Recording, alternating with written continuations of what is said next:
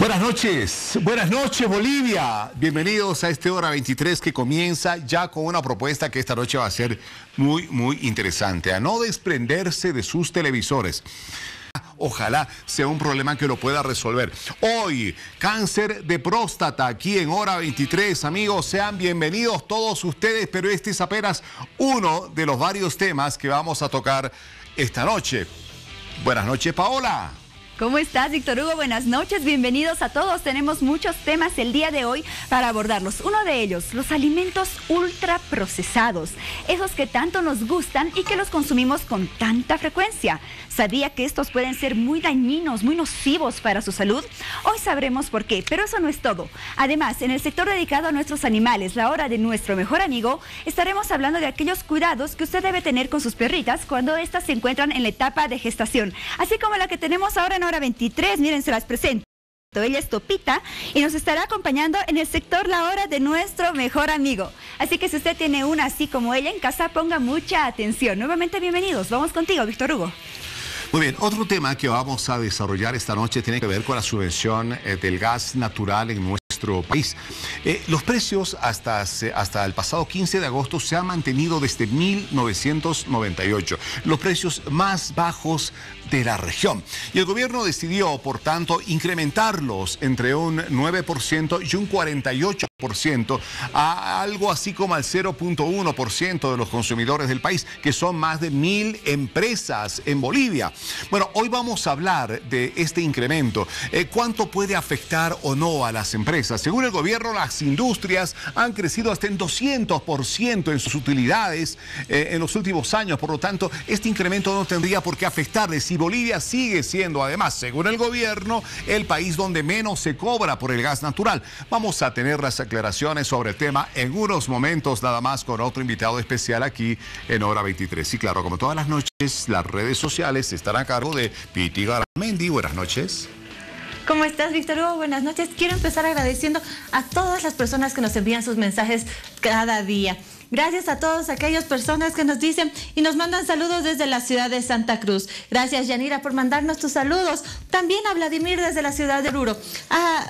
Acá tengo a Omar desde Potosí. Muchísimas gracias a todas aquellas personas que nos mandan sus mensajes. Y si quieren hacer una consulta acerca del tema de cáncer de próstata, pueden enviar su mensaje a la línea de WhatsApp 776-77-223. Vamos contigo, Paola. Bueno, la próstata tiene la función principal de fabricar el líquido prostático, pero si usted, señor, no se realiza los exámenes a tiempo, esto puede derivar en un cáncer de próstata. La próstata es una glándula que se encuentra debajo de la vejiga y delante del recto. El tamaño de esta cambia según la edad. En los hombres más jóvenes, la próstata es del tamaño aproximado de una nuez. Sin embargo, puede ser mucho más grande en el hombre de más edad. La función principal de la próstata es la de fabricar el líquido prostático, protegiendo así a los espermatozoides, ayudando al aumento de las posibilidades reproductivas y maximizando las posibilidades de la fecundación humana. Sin embargo, al no realizarse los exámenes correspondientes, este puede derivar en un cáncer de próstata, que es el más frecuente en el varón. Cualquier hombre puede padecerlo, por eso es importante que cada año los hombres mayores de 50 años se realicen el examen de próstata. En el caso de que algún familiar lo haya padecido, debe hacerse la prueba desde los 40 años. Al principio se desconocen sus causas y es difícil detectarlo. Si su dieta es alta en carnes rojas y bajas en frutas y verduras, o si tiene sobrepeso, también incrementa el riesgo de correrlo. Según la Sociedad Americana de Cáncer, aproximadamente 1 de cada 7 hombres es diagnosticado con cáncer de próstata en el transcurso de su vida. Bueno, cáncer de próstata, vaya, muchos de los hombres que nos están viendo en este momento seguramente ya se prendieron al televisor y estarán muy atentos a los consejos que esta noche van a darnos nuestros expertos.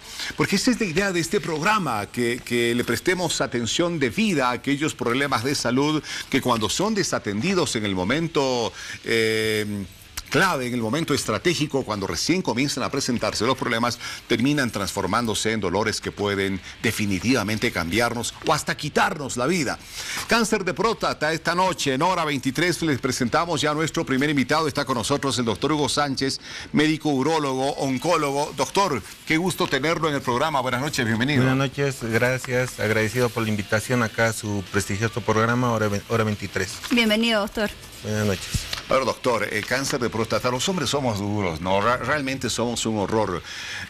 Vamos al médico cuando el problema ya no lo podemos nosotros soportar, cuando ya los ibuprofenos, las pastillitas para el dolor ya no nos funcionan, y cuando vamos al médico, plof, nos enteramos nos damos con la noticia de que esto es ya demasiado tarde, está muy avanzado. Háblenos de la próstata, doctor. ¿Qué es la próstata y cómo podemos llegar a un cáncer de próstata? Bueno, la próstata es el principal órgano reproductor masculino.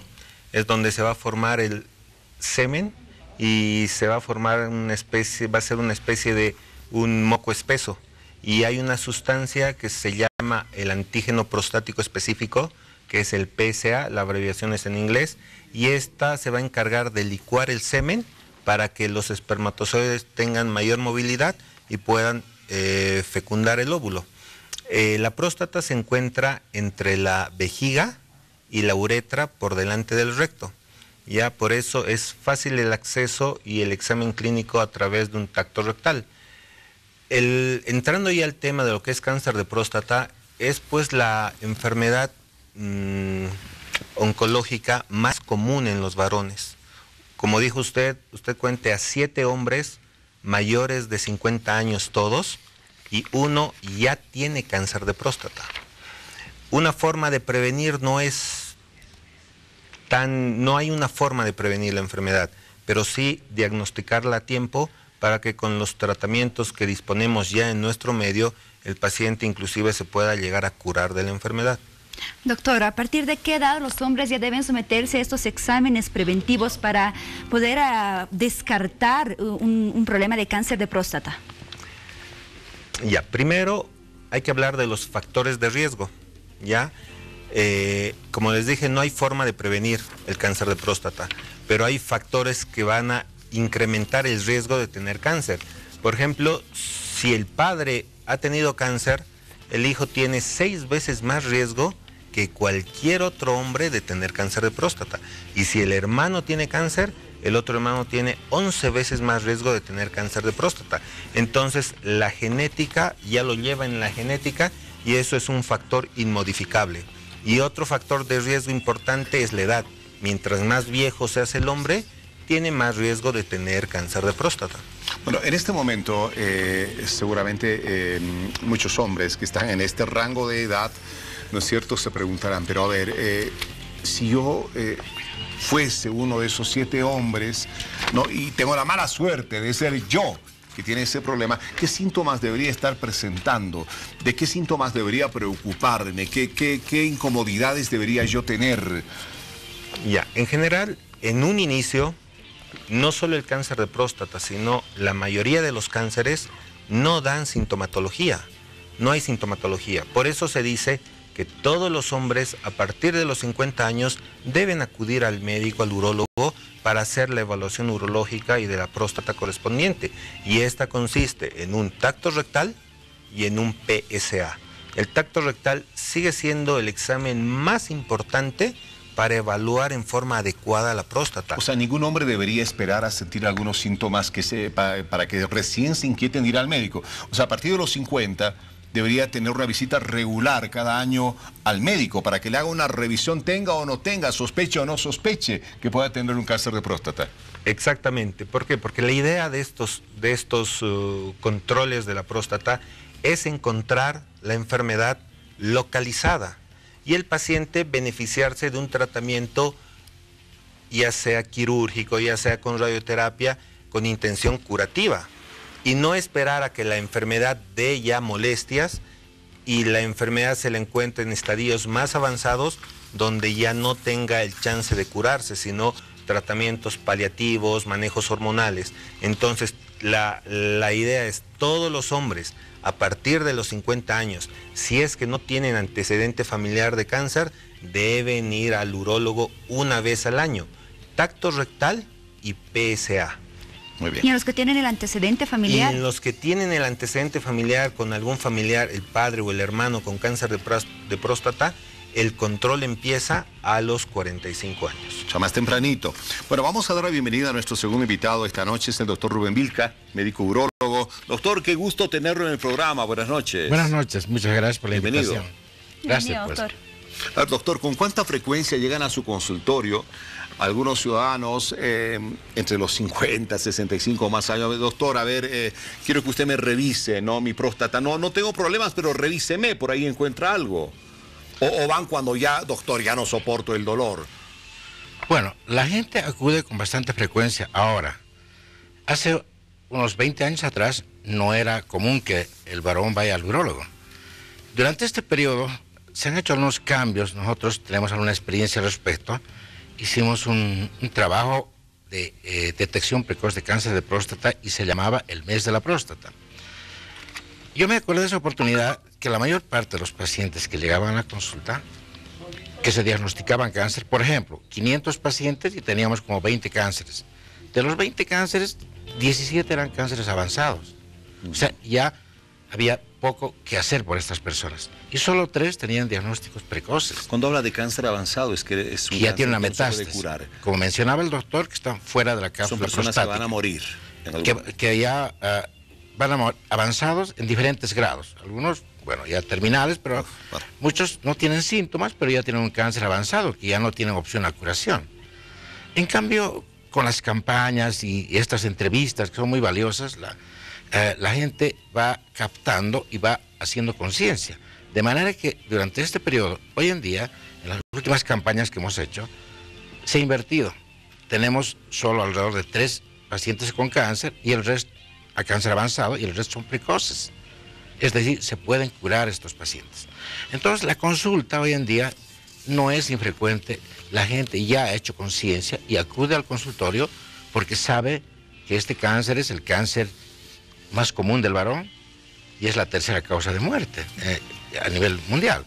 Entonces, es importante para nosotros la visita de estos pacientes porque así tenemos opción, con las recomendaciones que dio el doctor, hacer un antígeno prostático, un tacto rectal, encontrar el cáncer localizado antes que se salga de la cápsula prostática, antes que se vaya a un ganglio. Estos pacientes tienen opción a curación. Ahora, desde sus inicios, doctor, ¿cómo es la evolución de este cáncer? ¿Qué tan agresivo es? Hay diferentes tipos de cáncer.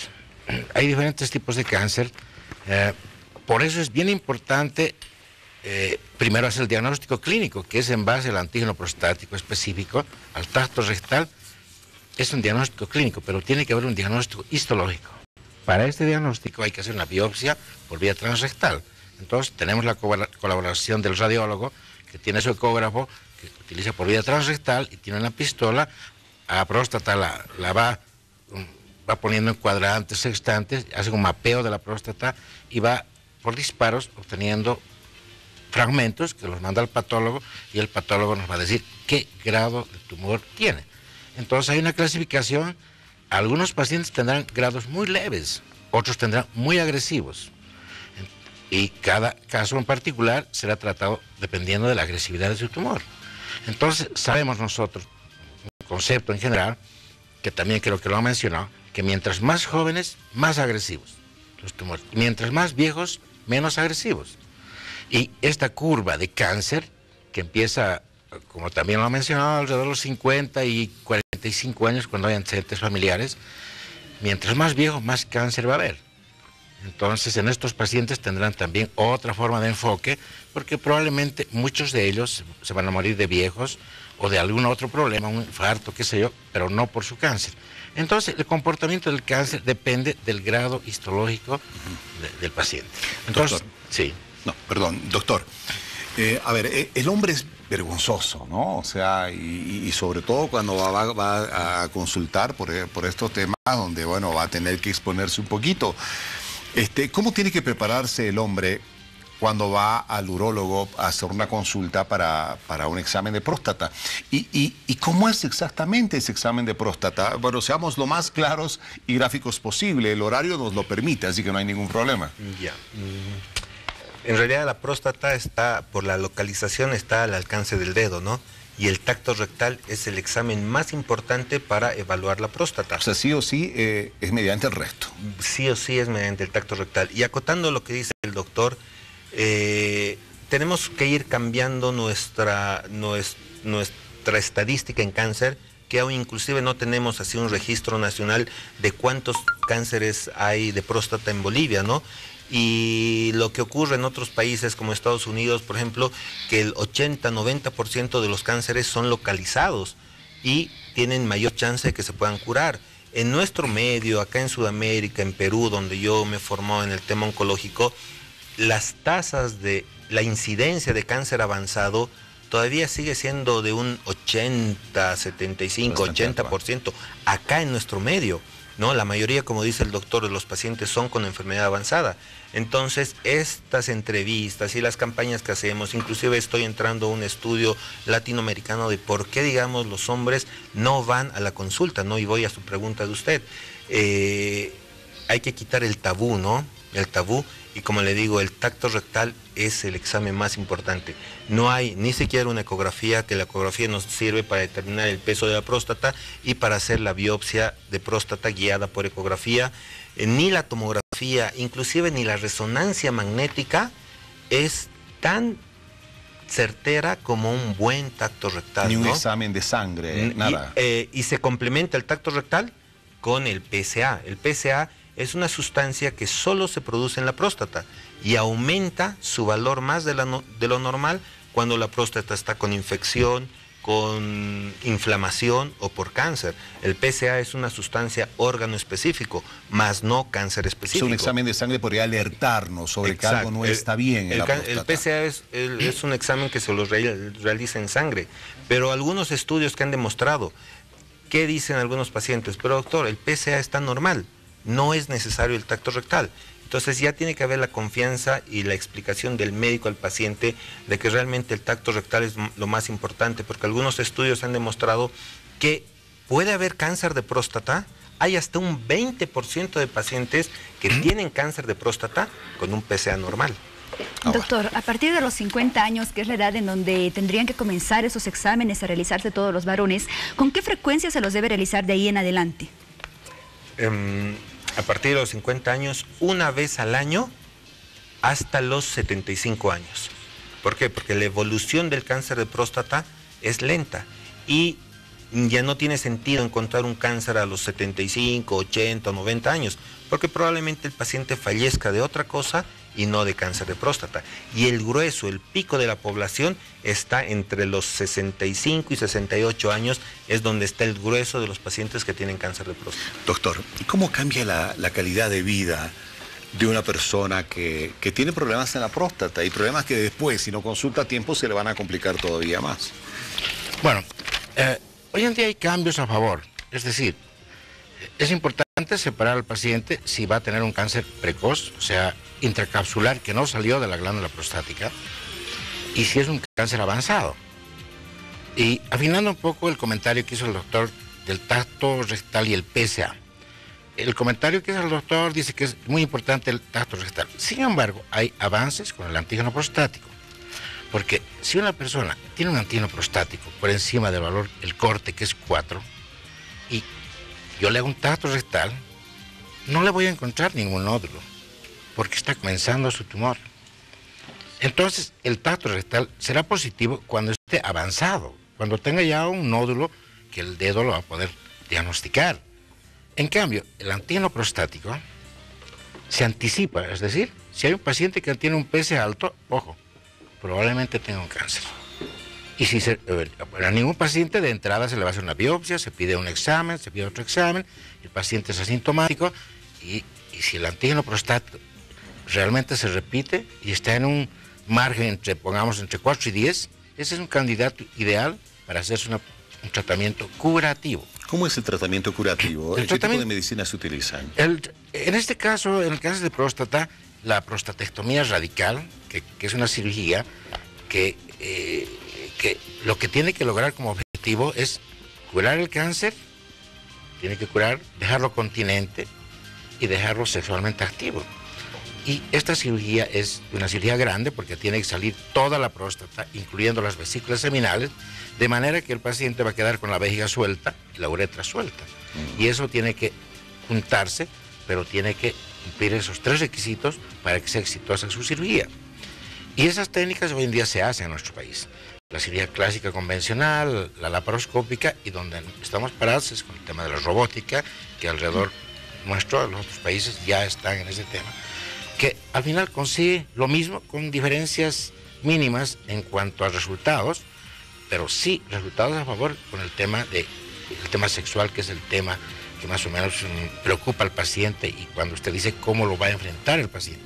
La preocupación de estos pacientes que tienen cánceres localizados es quedar continente, quedar curado y que sean sexualmente activos. Es inevitable, perdón Paulita, para cerrar esto, ¿es inevitable que este paciente tenga problemas de erección? Sí, va a depender mucho a qué edad se plantea la cirugía. No es lo mismo un paciente con los 50 años que tenga 70, 75 claro. años.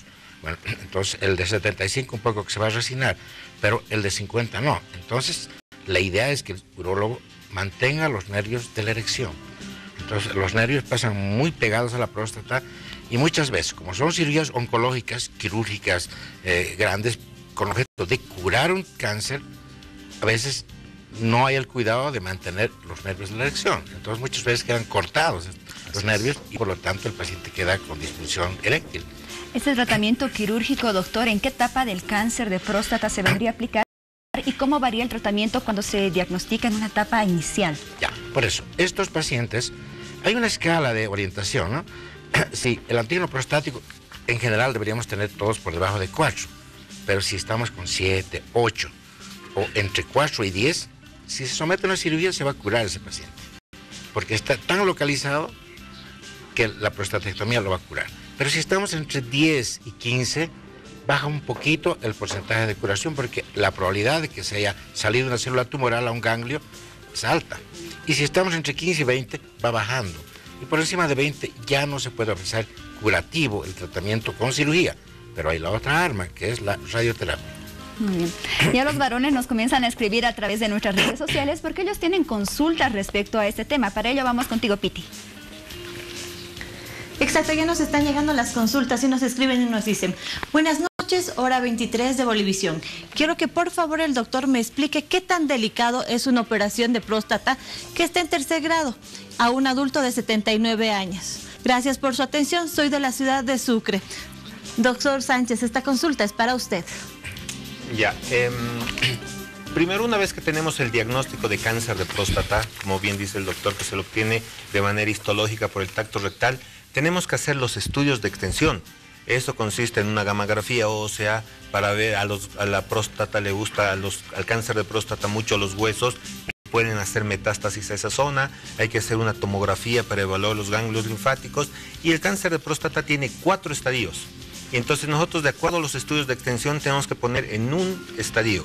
El 1 y el 2 son cánceres localizados, y con una cirugía radical, que es bastante compleja, como mencionó el doctor, el paciente se puede beneficiar de tratamiento curativo. En la etapa 3, como viene la pregunta, en la etapa 3 el tratamiento probablemente ya no sea curativo y requiera un manejo trimodal. Hay que hacer hormonoterapia, hay que hacer radioterapia y en algún caso cirugía radical. Y el estadio clínico 4 ya es un cáncer avanzado con metástasis ganglionar, metástasis ósea, y el tratamiento es netamente hormonal para evitar que el paciente tenga progresión de enfermedad y fallecimiento, ¿no? Doctor, la televidente nos pregunta sobre un caso del grado 3. Ahora, yo quiero que usted nos explique, por favor, esto de los grados, para que a la gente que nos está viendo le quede completamente claro. Que es un grado 1, hasta donde un grado 2, un grado 3 y un grado 4, que usted acaba de mencionar. ¿En qué momento comienza a presentarse la incontinencia urinaria, por ejemplo, o la sangre en la orina, ¿no? o los problemas ya de erección? Ya, el grado 1, el estadio clínico 1 que se llama, es cuando compromete la mitad de la próstata. Está dentro de la próstata y en la mitad de la próstata. El estadio clínico 2 es cuando compromete ambos lóbulos de la próstata, pero no se ha salido de los márgenes de esta. Y el estadio clínico 3 es cuando ya ha roto la cápsula prostática, ya está empezando a salirse de la próstata, invade vesículas seminales, es un cáncer localmente avanzado. Y el grado 4 es cuando ya ha hecho metástasis ganglionar, metástasis ósea, metástasis pulmonar. Ahí ya no hay nada que hacer. El tratamiento es hormonal. Y el tratamiento es, con el tratamiento hormonal, darle calidad de vida al paciente, no se va a curar, evitar, es netamente hormonal y es evitar la progresión, porque si el paciente progresa, el paciente va a fallecer por cáncer. ¿En qué grado comienza a presentarse la incontinencia urinaria, la sangre en la orina, los problemas de erección? Hay una frase que dice, ¿no? La hematuria es la sangre en la orina, ¿no? Toda hematuria es cáncer hasta que no se demuestre lo contrario. Hay varias causas, ¿no? Piedras, traumatismos y los tumores. Entonces, las hematurias hay que tomarlas muy en cuenta. La incontinencia urinaria generalmente se puede presentar después de la cirugía radical de próstata, ¿no? En un inicio, ya en una etapa avanzada, cuando hay compromiso del esfínter, hay sangrado, el tumor de la próstata, en la etapa 4 se sale de la próstata, ingresa a la vejiga, tapa la vejiga y se producen sangrados pues realmente masivos, ¿no? Pero la incontinencia generalmente es después de la cirugía radical de próstata. Los problemas de la erección son después de la cirugía radical de próstata. Cuando ya se ha instalado un cáncer de próstata, doctor, ¿qué hábitos, qué cuidados deben tener aquellos pacientes? Bueno, el paciente primero tiene que estar bien informado de su enfermedad, ¿no? Tiene que hacer equipo con el médico. Se tiene que hablar un solo idioma. Entonces tiene que estar muy al tanto para que el médico plantee el tratamiento. Y el tratamiento es bueno separarlos, como hemos mencionado varias veces. Si está localizado, va a una prostatectomía radical. Si está avanzado, estos tratamientos, que como menciona el doctor, son hormonales. ¿Qué es eso? La próstata depende de una hormona, la testosterona. La testosterona es producida por el testículo. Entonces, su alimento principal es la testosterona. Entonces, en estos pacientes que tienen cánceres avanzados, hay que bloquear la testosterona. Y ese bloqueo se puede hacer a través de una castración quirúrgica o una castración química a través de medicamentos, ¿no? De manera que ya no se produzca la testosterona y este cáncer pues muera de hambre. Y se va a mantener a un tiempo variable y va a depender de su grado histológico, es decir, de la agresividad celular.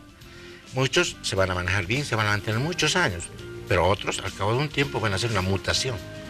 Y al hacer una mutación, pues ya se convierten en cánceres hormonoresistentes, rebeldes y de muy difícil tratamiento, y esos son los que van a llevar a la muerte al paciente, ¿no? Doctor, uno de los asuntos que más preocupa obviamente a hombres, mujeres, cuando están de por medio de temas médicos, es el tema económico, ¿no?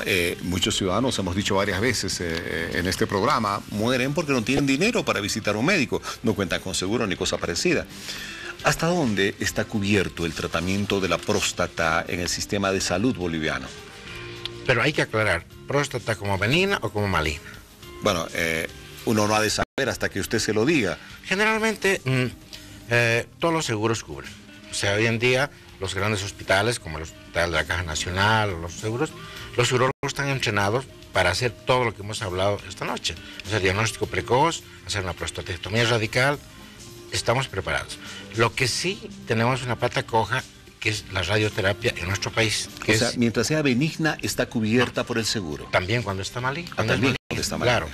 Y o sea, cuando es benigna no se hace prostatectomía radical. Se hace una cirugía endoscópica de próstata, se nuclea solamente el adenoma, no hay por qué retirar toda la cápsula, todas las vesículas seminales. Esa es la cirugía más común de todos los hombres, pero esa es la benigna. Pero el tema de cáncer ya es una cirugía más compleja.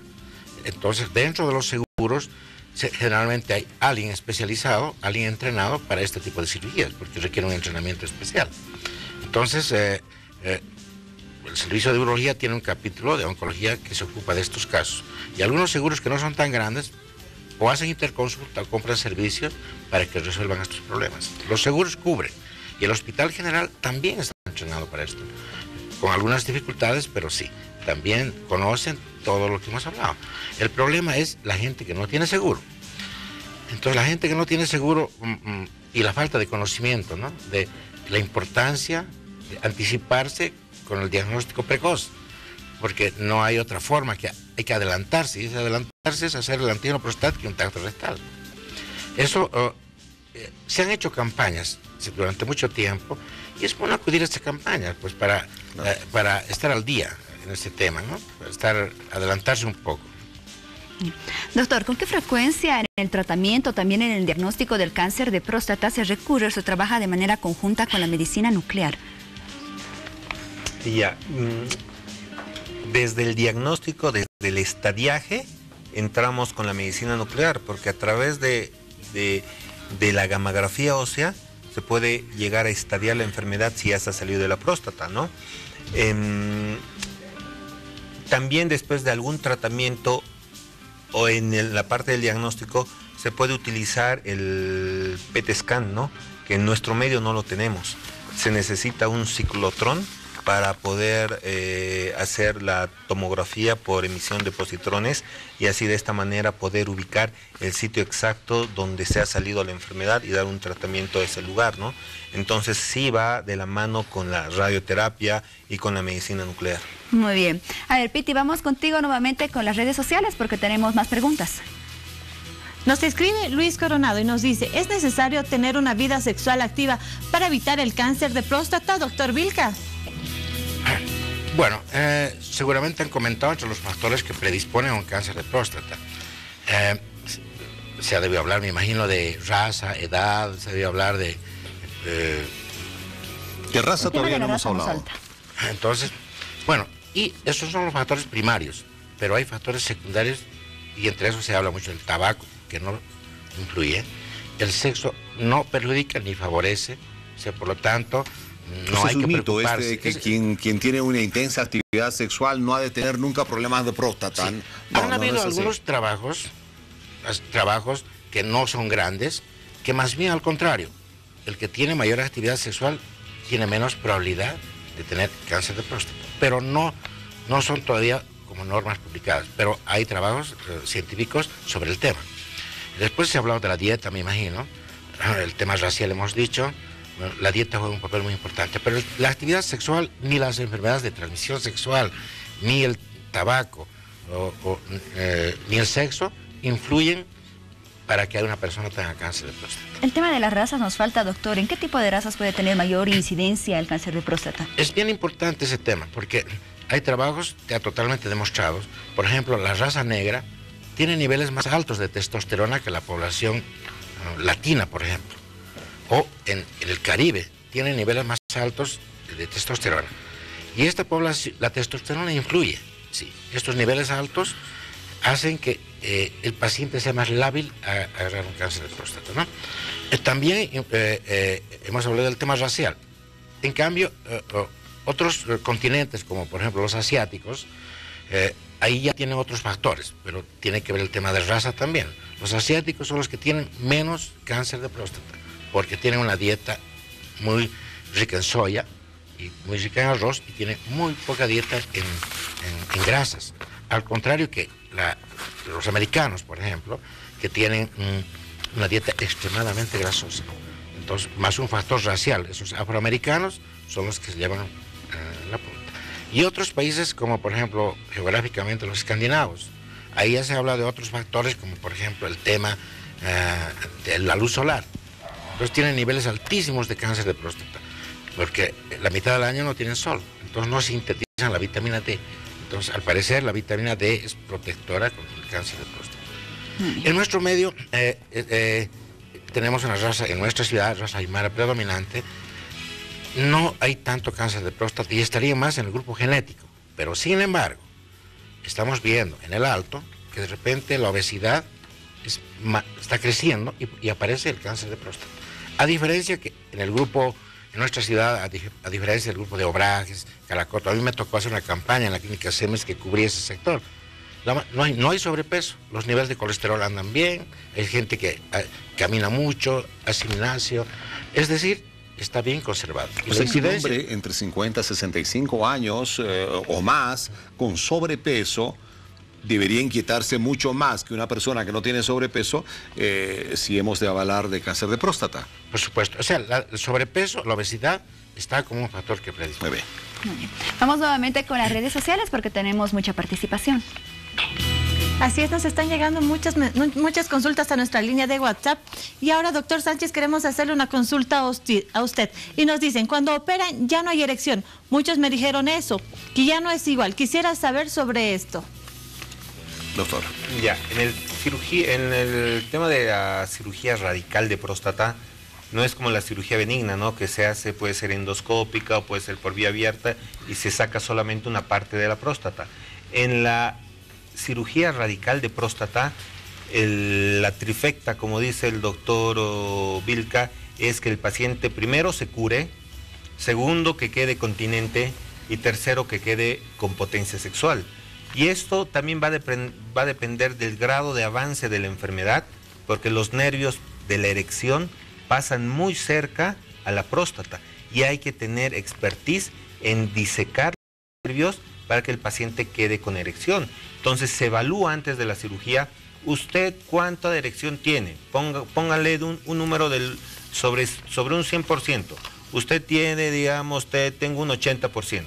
Entonces eso nos ayuda a evaluar y hay que hacer la historia sexual del paciente para ver la actividad sexual que tiene, para tratar de preservar con mayor cuidado los nervios de la erección.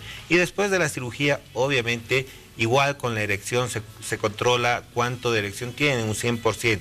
Después de la cirugía se va controlando, tengo 40% de continencia, tengo un 20% de erección y así se va evaluando y en el transcurso de los meses más o menos tardan hasta unos 6 meses en recuperar la continencia, que llegue a un 90-95% realmente es un éxito, ¿no? Y la erección si tenía un 80% y baja a un 60%, realmente es un éxito porque eso también le va a permitir tener relaciones sexuales. A levantar el ánimo entonces a aquellos hombres preocupados por aquello. A ver, doctor Vilca, hace un momento hablábamos acerca de que la cobertura del seguro de salud evidentemente establece que sí, se atiende estos casos de próstata. Y dejábamos claro que obviamente una persona que no tiene ese seguro no debería de preocuparse por el carácter preventivo, o sea, ir a su consulta regular todos los años. Para dejar clara la diferencia de lo que le puede representar en gasto una persona que no tiene seguro, un hombre, ¿no es cierto?, pero que esté esperando a sentir algún malestar para recién visitar al médico. ¿Cuánto cuesta una consulta al año? ¿Cuánto le costaría a un hombre una consulta al año con el urólogo en promedio para hacerse una revisión rutinaria de próstata? Bueno, ¿y cuánto, luego usted me dirá, cuesta una cirugía y un tratamiento de radioterapia si ese hombre no tuvo el tino de ir al médico oportunamente? Bueno, yo voy a hablar de la parte privada. Sí, evidentemente, vamos por ahí. Un PSA debe estar costando alrededor de 150 bolivianos y una consulta oscila entre 150 y 200 bolivianos. O sea, con 300 bolivianos al año, este hombre puede estar tranquilo. Exactamente, ¿no? Y generalmente en estos programas bueno, yo trabajo en la unidad privada de urología y nosotros lanzamos cada cierto tiempo, tenemos convenios con los laboratorios donde se bajan estos niveles. Entonces, en vez de cobrar 150, cobran 50 bolivianos, 60 bolivianos y nuestra consulta también baja esos niveles. O sea, con 100, 120 pesos al año se puede uno, durante ese mes donde se proyecta esa campaña, pues porque además no es solamente el examen, hay que llenar todo un interrogatorio. Lo que hemos comentado, por ejemplo, el peso, la talla, los hábitos, si es obeso o no es obeso, si toma medicamentos, una serie de datos que son muy útiles para este paciente. Y ese paciente tiene una ficha y cada año tiene que venir a controlarse. Y el momento en que empieza a subir el PSA, ojo, ahí es donde tenemos que pensar que está haciendo un cáncer. Ahora, doctor, el costo, decimos hasta 120 pesos con la rebaja en los momentos de la campaña. Usted nos avisa que vamos a socializar su campaña, pero si este hombre no ha tenido el tino, el acierto de consultar oportunamente, hacerse el examen, y va tarde al urólogo, ya cuando siente molestias, está botando sangre y demás, y viene la cirugía y tendrá que venir la radioterapia, en promedio más o menos, ¿cuánto le va a costar a este hombre? Ya. Ese paciente que usted menciona ya no es un candidato para una cirugía. Está hablando usted de un paciente con un cáncer avanzado. Entonces lo que le queda es 2 tipos de tratamiento que también se lo ha mencionado. El bloqueo hormonal, que es la castración médica en base a medicamentos o inyecciones que son caras, o el tratamiento quirúrgico, que es retirar los testículos. Al perder los testículos ya no hay testosterona y la próstata pues va a retroceder, se va a controlar, porque ya es un paciente avanzado, ya no estamos hablando de curación. Claro. Entonces este paciente, la probabilidad que se cure ya no, si no se le ofrece sobrevida a ese paciente.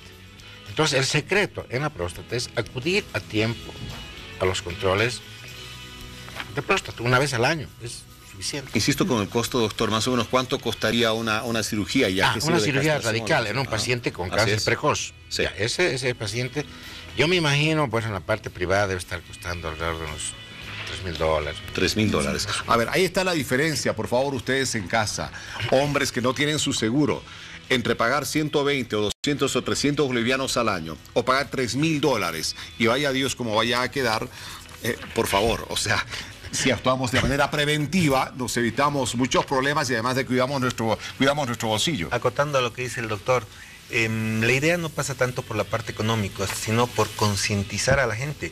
Yo hago campañas en el Alto y en el colegio médico por lo menos una vez al año y la consulta mía por lo menos es gratuita, ¿no? En las campañas.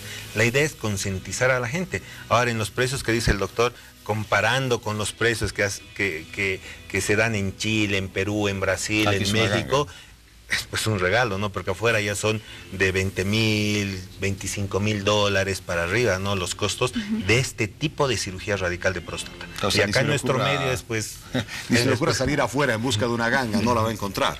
En Chile una prostatectomía radical robótica, sí, vale $45,000 y la misma en España vale 25, ¿no? En la Fundación Puigvert, ¿no? Bueno, ahora uno de los motivos o de los pretextos más comunes que se utiliza es la falta de tiempo para poder asistir a una consulta, ¿verdad? Yo tengo un dato para todos ustedes y para todos los hombres. La ley les permite un día libre al año a todos los hombres para que puedan justamente realizarse este examen del cáncer de próstata, así como también en el cáncer de cuello uterino, por ejemplo, que se les permite ese día libre a las mujeres, así que tómenlo muy en cuenta. Doctor, hace un momento el doctor Vilca nos decía que en muchas ocasiones los tratamientos pueden volverse resistentes, puede haber como una recaída de este cáncer de próstata. ¿Con qué frecuencia se presentan estos casos?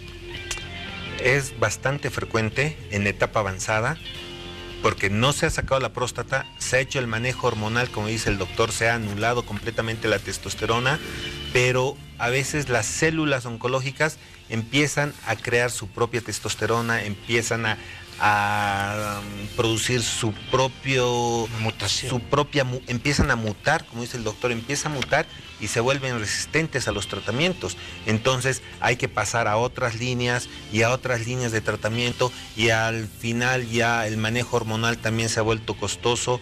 Hay los medicamentos de última generación como la viraterona, enzalutamida, que son medicamentos costosos, ¿no? ¿Alrededor de cuánto llegan a costar esos medicamentos? Más o menos sale alrededor de 20,000 bolivianos el mes de tratamiento. Wow. Y que no lo va a curar al paciente, solamente va a paliar o va a evitar que progrese.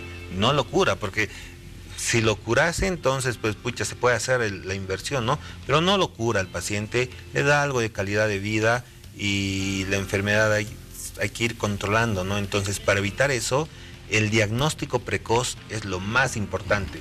La consulta al urólogo con el tacto rectal y el PSA es lo más importante para todos los hombres mayores de 50 años. Entonces, nosotros con el doctor lo que queremos es concientizar a la gente para que acudan a las campañas, para que acudan al médico. Y como ha dicho, hay una ley, no es una vez al año. Claro, les beneficia a todos los hombres mayores de 40 años. O sea, no hay pretexto que valga, por favor.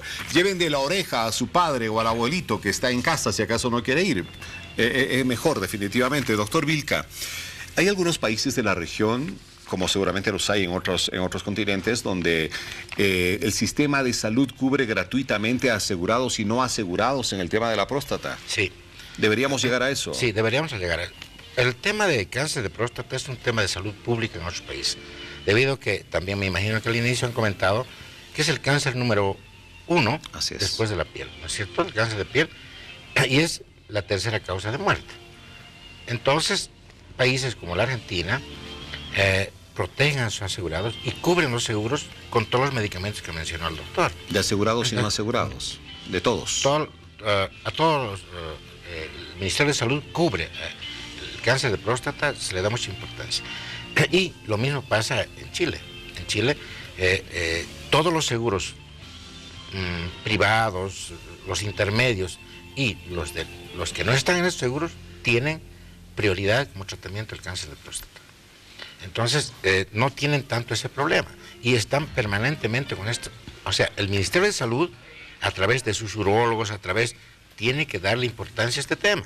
¿Y se le está dando, doctor? ¿Hay algún proyecto? Son iniciativas personales, como el doctor, o grupos de que queremos manejar. No hay una política que pero desde el Estado. Debería darse, no existe, pero debería haber, porque si se hace un diagnóstico precoz y se tiene un grupo entrenado de urólogos en el Hospital General, en el Hospital Obrero, etcétera, los costos van a ser bajos, porque son gente asalariada, el paciente no tiene que gastar nada.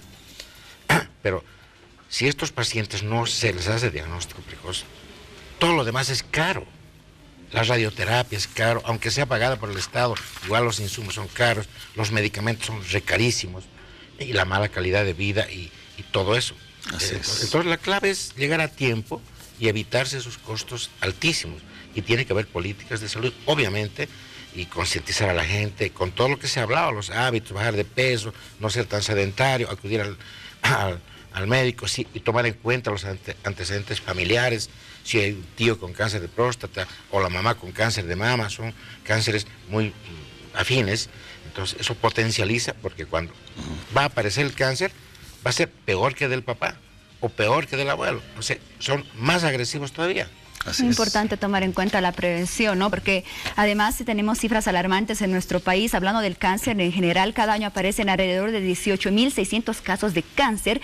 Y respecto al cáncer de próstata, según datos del Ministerio de Salud, 1.000 casos nuevos, Víctor Hugo, cada año, 1.000 casos nuevos de cáncer de próstata específicamente. No, un horror. A ver, el doctor Vilca ya nos daba sus recomendaciones, doctor Sánchez. Vamos a cerrar con las suyas. Y algo que no hemos tocado con detalle, el tema de la alimentación.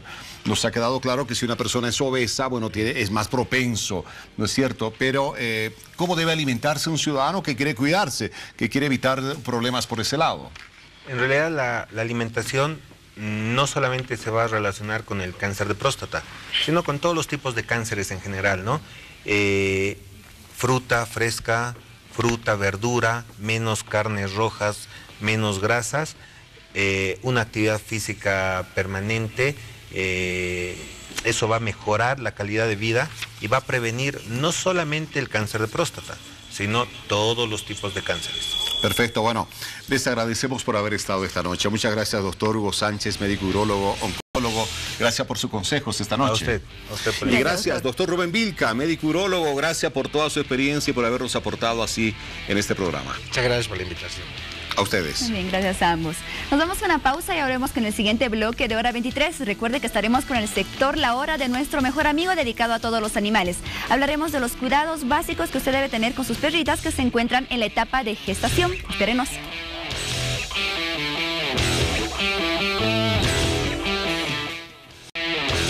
Bueno, qué importante es brindar todos los cuidados necesarios y el amor a nuestros animales y sobre todo a ellas cuando están en la etapa de gestación, cuando están a punto de convertirse en futuras mamás y van a dar a luz a tantos cachorritos. Y justamente para hablar de esos cuidados y que usted tenga todos los conocimientos necesarios, es que procedo a presentarles a nuestra siguiente invitada acá en el sector La Hora de nuestro mejor amigo. Hoy nos visita la doctora Pamela Roca Aguirre. Ella es licenciada en Medicina Veterinaria y Zootecnia y además gerente propietaria y veterinaria de Animal Zone. ¿Cómo está, doctora? Bienvenida. Buenas noches, muchas gracias por la invitación. Bueno, hoy este tema es muy importante porque seguramente muchos tienen algunas perritas ahí en casa y no saben cuáles son aquellos cuidados que se les debe brindar cuando ellas están en esa etapa de gestación. A ver, ¿qué le parece si comenzamos por hablar justamente de todo ese periodo? ¿Cuánto dura la etapa de gestación en los animales? ¿Qué características tiene específicamente en las perritas? Bueno, la etapa de gestación en las perritas dura de 60 a 63 días. Hablamos alrededor de 2 meses aproximadamente, ¿no? 2 meses, más o menos 5 días. Ya tenemos que tener varios cuidados, ¿no? En cuanto a la alimentación, no dejarlas solas en el momento del parto, de la culminación de la gestación. Es posible que presenten algunos problemas, algunas distocias. La alimentación también tiene que ser la correcta, la adecuada. Cuando hablamos de distocias, ¿a qué nos referimos? A los problemas que pueden tener durante el parto. Es decir, si la perrita es de una raza pequeña y de pronto tuvo un cruce con un perrito de una raza grande, entonces va a tener problemas en el momento del parto, ya que los cachorros son demasiado grandes para salir por el canal. Entonces, para esto tenemos que hacer una ecografía. Yo aconsejo hacer la primera ecografía a los 22 días. Ahí es donde podemos observar. Ahí ya lo tenemos en pantalla, justamente este examen que se realiza, la ecografía. Lo recomendable es comenzar con este examen a los 22 días, nos decía. Sí, a los 22 días es donde ya se desarrolla la cabeza y el tronco de los cachorros. Entonces se puede tener un número relativamente aproximado. La siguiente ecografía, en la que yo recomiendo, es el término de la gestación, más o menos a los 55 días, donde podemos ver el número de los cachorros. ¿Alrededor de cuántos cachorros puede tener una perrita? Uy, dependiendo, puede tener desde 1 hasta 9 o 10 cachorros. No, el punto es ver la posición de estos, si están en el canal del parto y si no va a tener problemas en el momento del parto. Ya. ¿Y cómo se puede actuar cuando se diagnostica ya en la ecografía que puede haber ciertas complicaciones? Bueno, si hay complicaciones, por ejemplo, en una raza, en el bulldog francés o en el bulldog inglés, al ser unos perritos braquicéfalos, es decir, que tienen la cabeza corta, tienen muchos problemas ya que la cabeza es demasiado grande en relación al canal del parto, ¿no? Entonces, el perrito no va a nacer. Necesitamos realizar una cesárea para esto. Obviamente tiene que ser preparado el animal para esta cirugía, porque si entra de cirugía en emergencia es más complicado.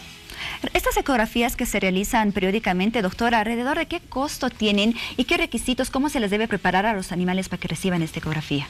Bueno, no se los prepara, o sea, no tienen que tomar agua, nada. No es con algún tipo de sedación, anestesia, nada. O sea, es indolora la ecografía, ¿no? Y solamente se necesita llevar al animal que esté tranquilo, nada más. Ya, muy bien. Bueno, el costo viene desde 80 hasta 120 bolivianos, ¿no? Dependiendo. Muy bien. Hace un momento usted nos hablaba de algunos cuidados que se debe tener también respecto a la alimentación de los animales cuando se encuentran en etapa de gestación, su dieta, las actividades también que estos pueden o no pueden realizar.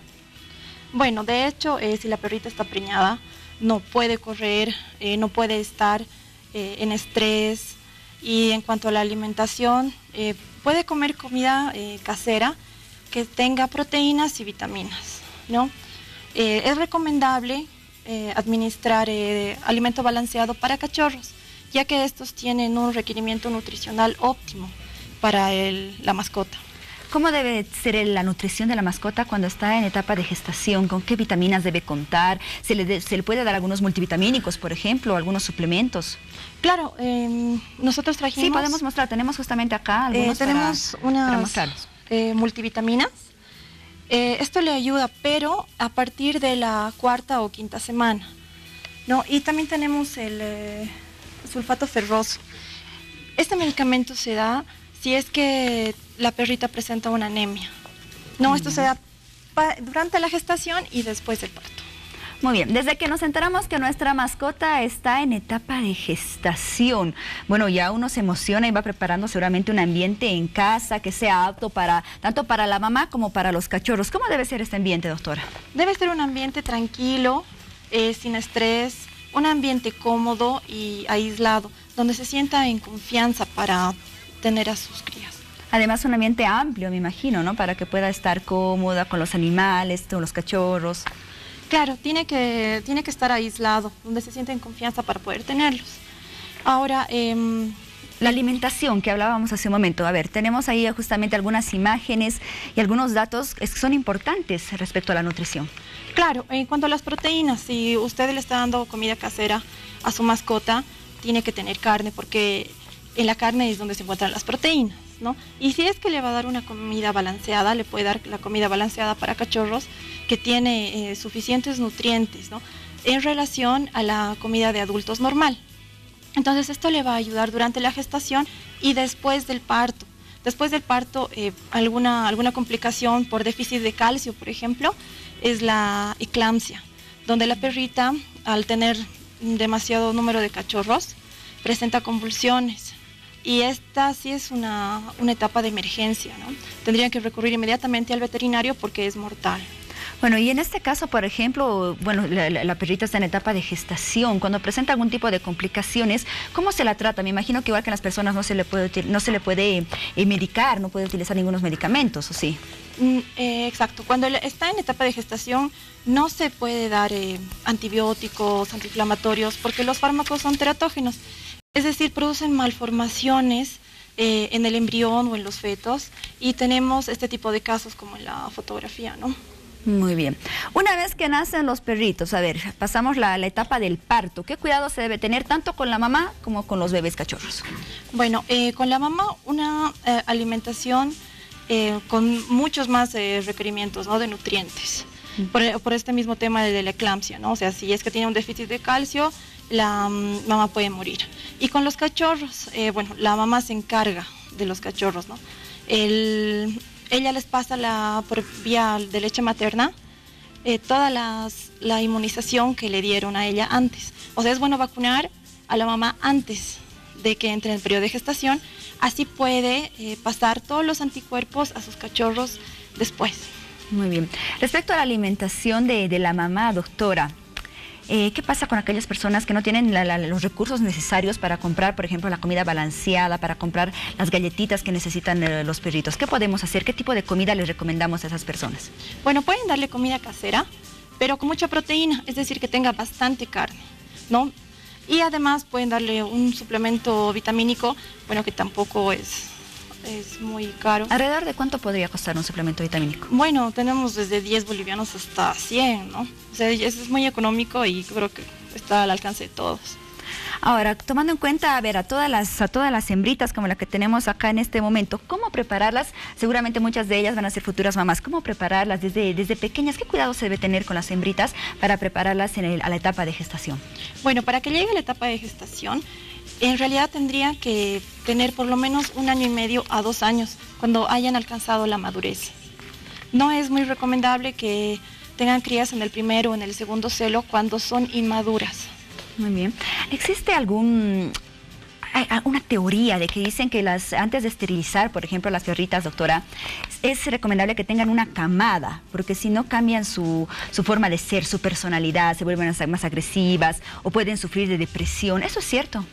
No, o sea, es recomendable esterilizar a su mascota antes de que tenga el primer celo, ¿no? Antes de que exista ese cambio hormonal. Cuando usted esteriliza antes, tiene menos probabilidad de tener cáncer de mama o tener quistes o tumores ováricos.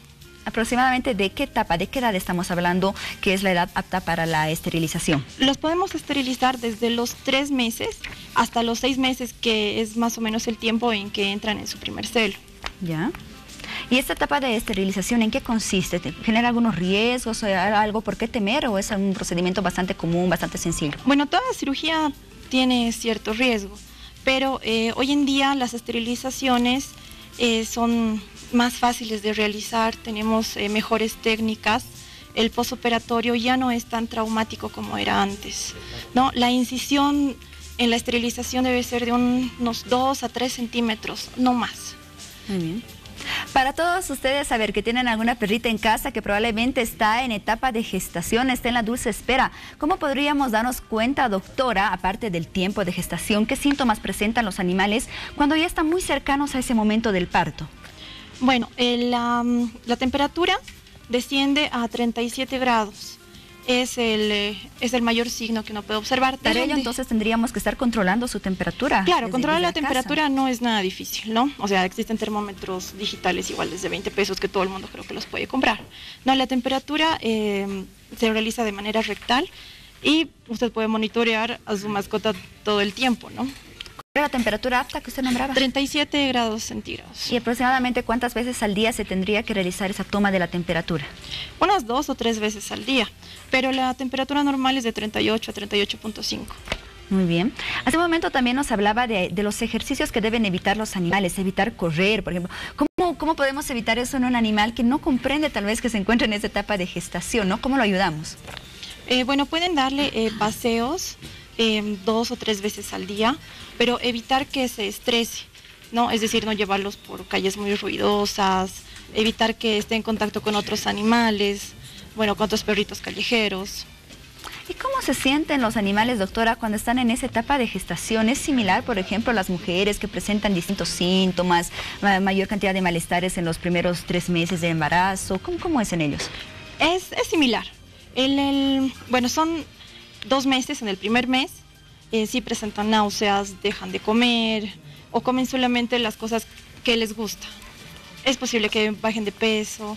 A partir del segundo mes empiezan a comer más, ¿no? Porque obviamente se incrementa el tamaño de los cachorros. ¿A partir de qué semana generalmente comienzan a aumentar de peso los animales? A partir de la semana 4 o de la semana 5. Antes del parto dejan de comer. Eso es normal. Es normal. Ahora, el tema de la hidratación, doctora, también es importante, ¿verdad? Claro, el detalle del agua, tiene que tener agua durante todo el tiempo, ¿no? Claro, es importante que lo hidraten muy bien a su mascota que está en etapa de gestación. Ya lo vayan preparando para este momento del parto que sin duda también es bastante difícil para ellos. Después del parto, doctora, ¿qué controles más se tienen que realizar con el veterinario? ¿Con qué frecuencia tenemos que llevar al animal para ya estar seguros de que todo está bien? Bueno, lo pueden llevar una semana después para controlar tanto a la mamá como a los cachorros. Ahora, si en la ecografía, por decirle, le salieron 6 cachorros aproximadamente y solamente llegó a tener 3, tiene que ir inmediatamente al veterinario, ¿no? Para administrar una hormona, bueno, que la llamamos oxitocina. Esta le ayuda con las contracciones uterinas y puede tener un parto normal. Ahora, si es que con esto no funciona, sería directamente una cesárea. ¿Y con qué frecuencia los partos, doctora, suceden en casa o realmente los amos llevan a sus animales para que den a luz en una veterinaria, una clínica veterinaria? Bueno, el 90% sucede en casa, el 10% son los partos distóxicos, ¿no? O perritos como los bulldog que necesitan una cesárea para nacer. ¿Y qué complicaciones si suceden en casa? ¿Qué riesgos corremos? Bueno, en casa lo que tendrían que hacer es monitorearla, ¿no? Si es que tiene un cachorro que no puede llegar a nacer, entonces tienen que llevarlo a la veterinaria para ayudarlo. Muy bien.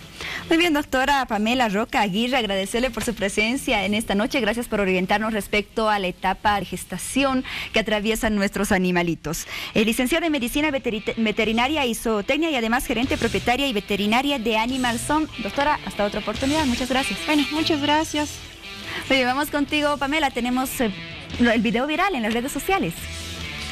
Un video viral muy interesante porque en Sydney están haciendo un experimento.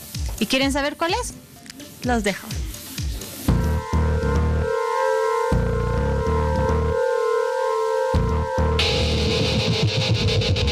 La aerolínea Air New Zealand anunció que utilizará robots con algunas formas humanas para atender a sus pasajeros en el aeropuerto de Sydney, en Australia, como parte de un experimento hasta el próximo viernes.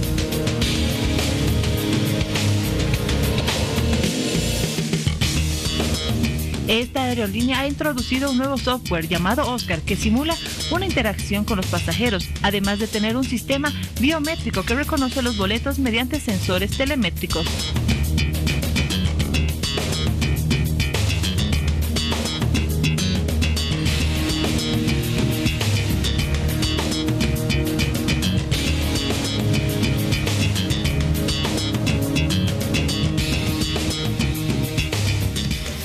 Ahí ya lo conocieron a Oscar, así que ya me voy contigo, Víctor Hugo.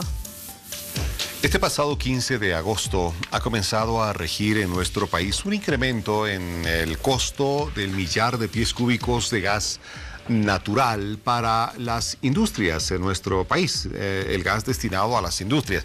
Unas industrias que según el gobierno han crecido sustancialmente en los últimos años, hasta un 200% en sus utilidades, que no debería representar mayor inconveniente en asumir precisamente este incremento entre el 9 y el 48%. Vamos a ver esta nota y luego sobre ella estaremos hablando con nuestro invitado esta noche.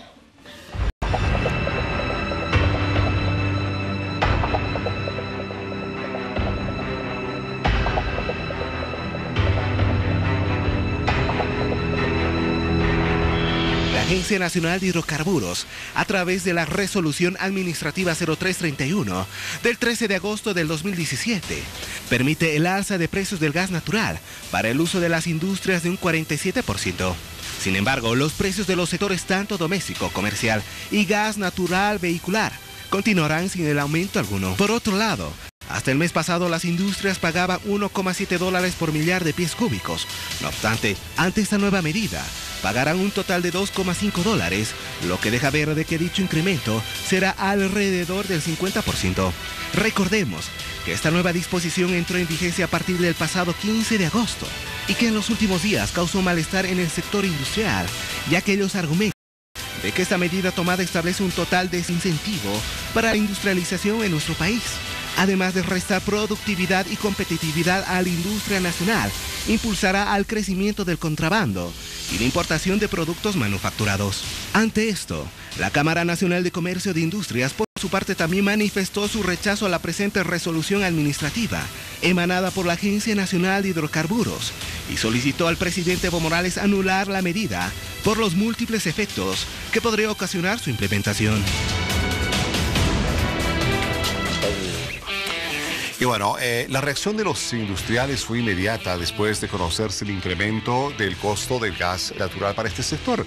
El presidente de la Cámara de Industrias del país decía, no, esto va a afectar sustancialmente al rendimiento de las empresas, implicará despidos, situaciones complicadas. Bueno, estamos acá con nuestro invitado esta noche para hablar del tema. El ingeniero Gary Medrano es el director ejecutivo de la Agencia Nacional de Hidrocarburos, ANH. Ingeniero, qué gusto tenerlo en Hora 23. Buenas noches.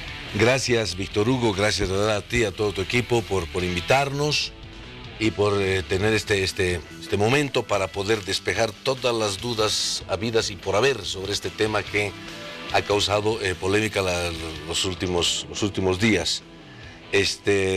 La ANH ha emitido una resolución administrativa donde se ha disminuido de la subvención que el Estado se les daba al sector industrial, ¿no? Para los industriales dice, bueno, para nosotros se nos está incrementando el costo, hay un alza en el costo. Claro. Para el gobierno no, se está disminuyendo un poco de la subvención. Ellos saben perfectamente que el gas boliviano es el más barato del mundo, textualmente, ¿no es cierto? Del mundo, y también para los industriales, hablando, digamos, de la región, ¿no es cierto? Aquí ellos pagaban 1.7 y ahora van a pagar desde 1.8 hasta 2.5. O sea, se está subiendo, como dices, del 9 hasta el 48 por unos segmentos que tiene. Estamos hablando del mayor que va a pagar, el mayor segmento es 2.5, cuando en la Argentina es 7, cuando en Brasil es 15 y cuando en Chile es casi 25.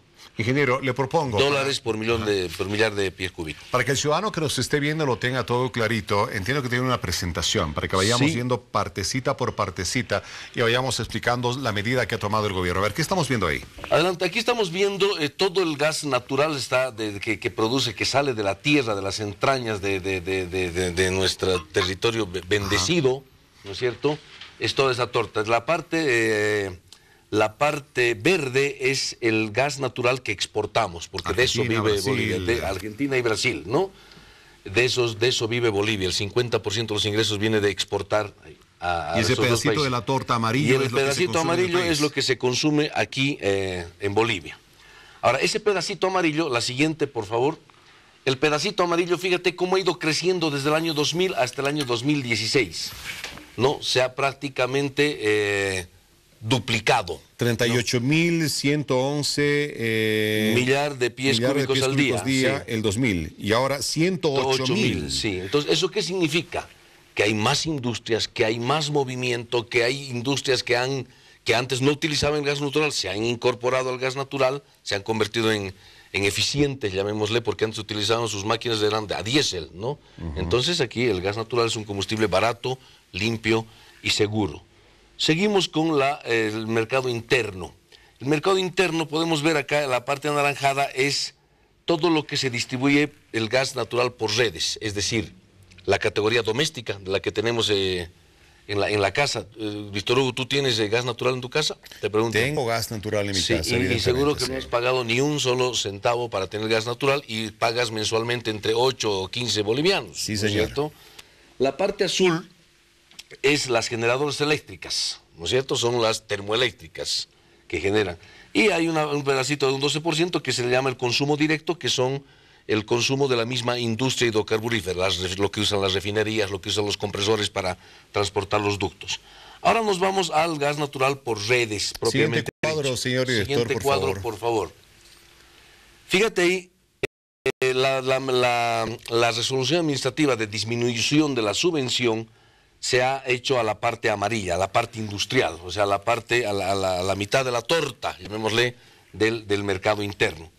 A la parte comercial, comercial se entiende por restaurantes, hoteles, panaderías, negocios donde atienden directamente al público. A ellos no les toca ningún tipo de incremento. A ellos no les ha afectado en absoluto. Ese es se lleva el 3% de la torta. El doméstico, del que hablábamos, desde el gas natural que tú utilizas, está aquí el 8%. O sea, yo no voy a pagar nada, tampoco me ha llegado a mí el incremento, ¿no? Tampoco te ha llegado en absoluto, ¿no? Y tampoco les ha llegado a nuestros compañeros transportistas o a todo aquella persona que tiene gas natural vehicular. Fíjate la parte blanca, digamos así, media gris, es GNV, ¿no? La parte blanca. Todos los vehículos que se mueven con gas natural vehicular. No, tampoco les ha llegado ningún tipo de incremento, ¿no? La siguiente, por favor. Este cuadro es muy importante porque si te fijas bien, en la parte comercial hay 6.218, lo que hablamos los comerciales, es decir, restaurantes, hoteles, pequeñas panaderías, ¿no? Panaderías son 6.218, no se les ha afectado en absoluto. Más de 6.000 negocios, eso 6.000 negocios, nos referimos, 6.000 de instalaciones, usuarios, ¿no? 6.000 usuarios. El doméstico, y este es un dato importante, 680.000 casas, 680.000 viviendas cuentan con gas natural y esa es una bendición. Tú que tienes gas natural y aquí los compañeros también que tienen gas natural ya no tienen que estar correteando con la garrafa, es más barato, es más limpio, es más seguro inclusive. 680.000, si multiplicamos esto por 5, estaríamos hablando de casi, si multiplicamos 7 por 5, casi 3.500.000 personas, claro. La tercera parte de Bolivia disfruta del gas natural. Y eso no le ha costado un solo peso a las personas que tienen gas natural. La instalación es completamente gratuita. Gratuita, ¿no? Un punto. Ahora, si quiere otro punto, pues ya tiene que pagar, pero un punto es ¿Pero creen que no son 2 puntos gratuitos? 2 puntos gratuitos, ¿no es cierto? Cuando tiene su ducha, escoge, o su calefón y su cocina, normalmente, exacto, ¿no? A veces son 2 cocinas. Y el GNV, fíjate, son 369.000 vehículos que tienen gas natural, la tercera parte del parque automotor. Nuestro parque automotor en Bolivia hay casi un poco más de 1 millón de vehículos. Aquí es más de la tercera parte. Y aquí está, en negrilla está la parte industrial donde la medida se ha tomado les ha llegado a esta 1.092 empresas, ¿no? Por supuesto, el consumo de estas 1.092 empresas es mucho más de los otros sectores, de las otras categorías, ¿no? Que consume más gas natural. ¿Sí? La siguiente, este es en resumen la resolución administrativa que hemos tenido, Víctor Hugo, que hemos aplicado, Víctor Hugo, en la o sea, el incremento es diferenciado, ¿no? No es el mismo para esas 1.092 empresas. Exacto, aquí están resumidas las 1.092 empresas. El segmento 1 son los que consumen poquitito, prácticamente un consumo hasta básico, llamémosle así, donde son 220 empresas y se les ha reducido la subvención, se les ha aplicado el incremento de 9.76, 9%. El segmento 2, de 1.7, van a pagar 2.101. El segmento 3, el segmento 2 son 800 empresas, ahí está el grueso. El segmento 3, de 1.7 a 2.38, ahí se les ha subido un 40%, que son 32 empresas. Y aquí está, ¿no? El segmento, que son solamente 9 empresas, se les ha subido de 1.7 a 2.5 el precio, o sea, se les ha disminuido la subvención. O sea, estas son las empresas que más gas natural consumen. Sí, estamos hablando de cementeras. Y por lo que decían desde el gobierno, también son las empresas que más utilidades han obtenido en los últimos años, de hasta un 200%. Un 200%. Víctor Hugo, date cuenta, estas empresas ganan, ¿no es cierto? Y por eso aquí viene, ese es el mensaje a la población. Tienen unas utilidades en las que reduciendo, ¿no es cierto?, en el incremento, pues se le van a reducir sus utilidades, no llega a una reducción de sus utilidades ni del 5%. Es decir, en ninguno de estos segmentos, ni los más chiquititos, industriales chiquititos, ¿no? Estamos hablando de que todos son grandes, pero ahí, todos los industriales hay pequeños, medianos y grandes. Ni a los pequeños, ni a los medianos, ni a los grandes se le está afectando sus utilidades más allá de un 5%. O sea, ninguna tendría que hablar de quiebra, o que tiene que despedir empleados, o que tiene que reducir su productividad, nada. Ninguno tiene que hablar, para empezar, de aumento del precio de sus productos. ¿no es cierto? Nadie tendría que traspasar Claro, porque estamos hablando de que muchas de estas son empresas aceiteras, ¿no? Sí, que o sea, podrían, el aceite no tendría que subir de precio. No tendría que subir ni el manera. cemento de aceite, porque estamos demostrando, acá y tenemos más cuadros y podemos seguir para demostrar definitivamente cómo está. Este cuadro es muy importante porque, si te fijas bien, lo que tú pagas en tu casa, el promedio es 3.87, el gas domiciliario o doméstico, que ahí se traduce, haciendo las conversiones, se traduce entre los 8 y 15 bolivianos. El comerciales, los hoteles, los restaurantes, las panaderías, 3.97. El GNB, 1.7. Y los industriales, antes, 1.7. Imagínate. O sea, ellos pagaban menos de lo que yo como por el gas domiciliario que consumo. Sí, fíjate, inclusive con el incremento siguen pagando menos, van a seguir pagando menos. Tú vas a pagar 3.87, ellos pagan 2.5. Por supuesto, detrás de una empresa son miles de millones de pies cúbicos que consumen, claro. En cambio tú consumes la tercera parte de un pie cúbico al mes, ¿no? Entonces, más o menos, o sea, del millar de pie cúbicos, date cuenta. Pero esto es muy, muy importante. La siguiente es clave porque ahí estamos comparando, por supuesto a veces las comparaciones son odiosas, como dicen, pero en este caso estamos comparando con Argentina, con el incremento. En el costado izquierdo tenemos el precio anterior en Bolivia de 1.7. 1.7, sí. Esos cuadraditos celestes chiquititos arriba son las 4 diferentes categorías. La máxima es 2.5, ¿no? Dólares por millar de pie cúbico. Fíjate en la Argentina cuánto está por esa misma unidad, $7. En Chile, $9, casi 10. Y en Brasil, casi $12. O sea, entonces este es un paraíso para la producción, para las empresas, ellos sabían. Los empresarios, Víctor Hugo, nos hemos reunido con ellos en Santa Cruz, con los empresarios de Santa Cruz y aquí en La Paz con la Cámara Nacional de Industria, que vinieron en representación de la Confederación de Empresarios Privados de Bolivia. Y ellos saben de que los precios eran de fantasía, porque ellos saben, manejan números, son empresarios, son industriales, saben que ese insumo comparado con los otros países era de fantasía.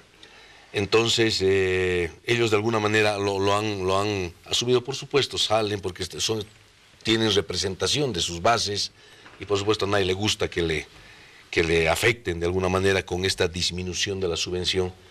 Pero en Santa Cruz lo que nos han dicho es que lo aceptan pero con una gradualidad.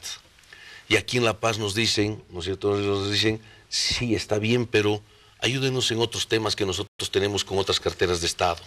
Por ejemplo, desburocratización de trámites, agilización de algunos pedidos que ellos tienen, propuestas que ellos tengan, ¿no es cierto?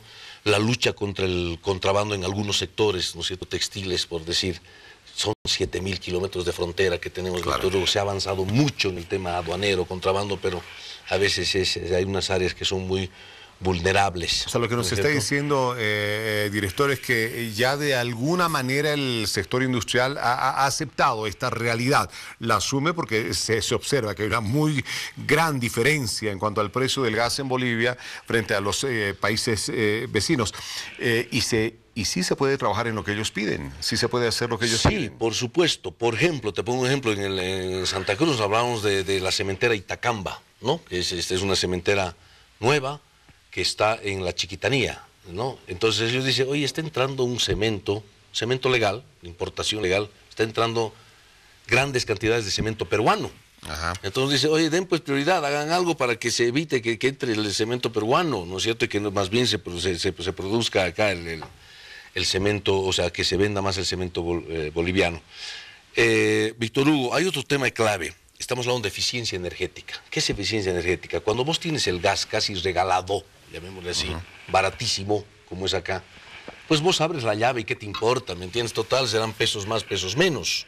No adecuas tus máquinas, no vuelves en eficiente tus máquinas, no mejoras la tecnología de tus calderos, de tus hornos, de tus generadores eléctricos. ¿Me entiendes? Genera hasta ahorro en el consumo. Sí, mucha gente agarra y dice, por ejemplo, cuando el gas es barato, ¿no es cierto? Pones la calefacción y para enfriar un poco, en vez de bajar la calefacción, abres la ventana, No sé si me entiendes, o sea, no hay una cultura, no tenemos. Como aquí nos regalan prácticamente el gas. Nos pasó un poco con el agua en La Paz, ¿no? Cuando comenzó a escasear el agua es que nos dimos cuenta, había que cuidar el agua, o sea, comencemos a ahorrar un poquito. Y ahorita la seguimos derrochando porque tenemos.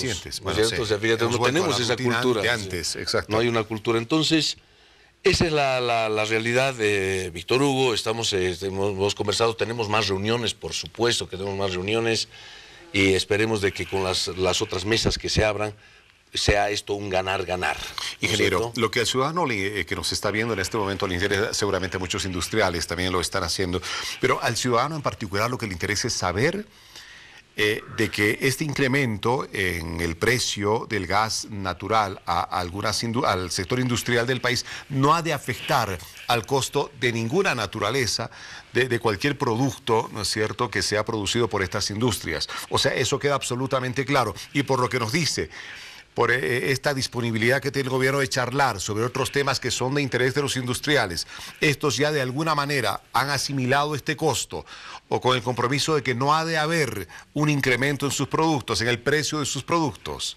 Así es. Puede tener el ciudadano esa tranquilidad. Totalmente. Tres cosas. Primero, no debe afectar por los niveles, como te digo, el que ganaba 100... En el peor de los casos, ahora va a ganar 95. Estamos hablando de utilidad neta libre de impuestos, con datos declarados de ellos ante Fundaempresa, o sea, no hay dónde perderse, ¿no? Número uno, no debería cargarse a los productos. Número dos, no debería despedirse trabajadores, ¿no es cierto? Y número tres, esto no va a afectar tampoco a la inflación. Víctor Hugo, esta es una medida seria, programada, pensada, craneada, llamémosle discutida. Es más, el hecho de que yo esté aquí brindando, ¿no es cierto?, la explicación obedece a la programación que hemos hecho, a la estrategia que hemos tenido, y esperemos de que todo salga bien. Cerramos el tema del precio que se ha incrementado o la subvención que ha bajado al gas natural utilizado por las industrias. Pasemos ahora al gas domiciliario. A ver, si están incrementando ahora las industrias, ¿incrementarán después al gas domiciliario que me está dando la NH en mi vivienda? ¿Se está pensando a futuro en un incremento en el precio del gas natural domiciliario? De ninguna manera, Víctor Hugo, porque estamos hablando de que la cantidad que consume esos 680,000 no es ni la 10ª parte de lo que consumen los industriales. Bien, la medida ha sido tomada al pez gordo, si querés llamarlo. Al sector de más alto consumo. De más alto consumo y al que cada puede. Centavo representa mucho dinero. Exacto. En cambio, a la gente que más bien es feliz con su gas, pues no hay la más remota idea de afectarles a ellos. Gas natural vehicular. ¿Se ha pensado? ¿Tampoco se va a incrementar el precio del gas natural vehicular? Estamos hablando ahora de gas industrial, que es lo que necesitábamos. Era la mayor cantidad y además era una disminución de la subvención a los industriales que tienen, como tú dijiste, ganancias de hasta más del 200%. Ellos saben, Víctor Hugo, y son conscientes, y eso es lo que me ha gustado en estas dos reuniones que hemos tenido.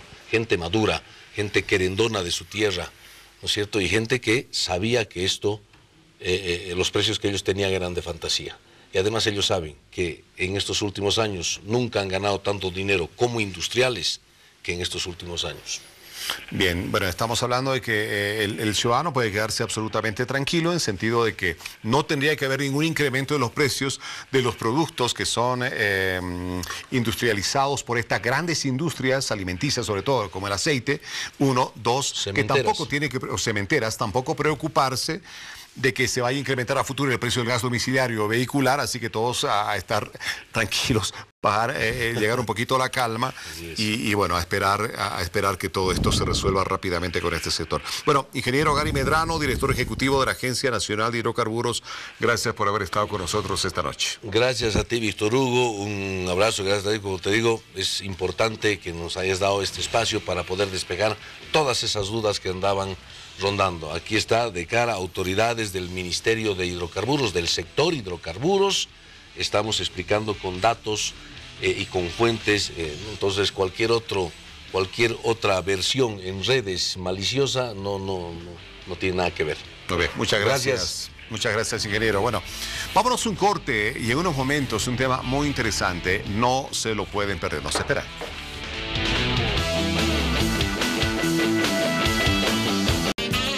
Bueno, en este último bloque hablamos de los alimentos ultraprocesados. Y para ello es importante que usted sepa que en general existen distintos tipos de alimentos. Sin embargo, no todos son saludables para nuestro organismo.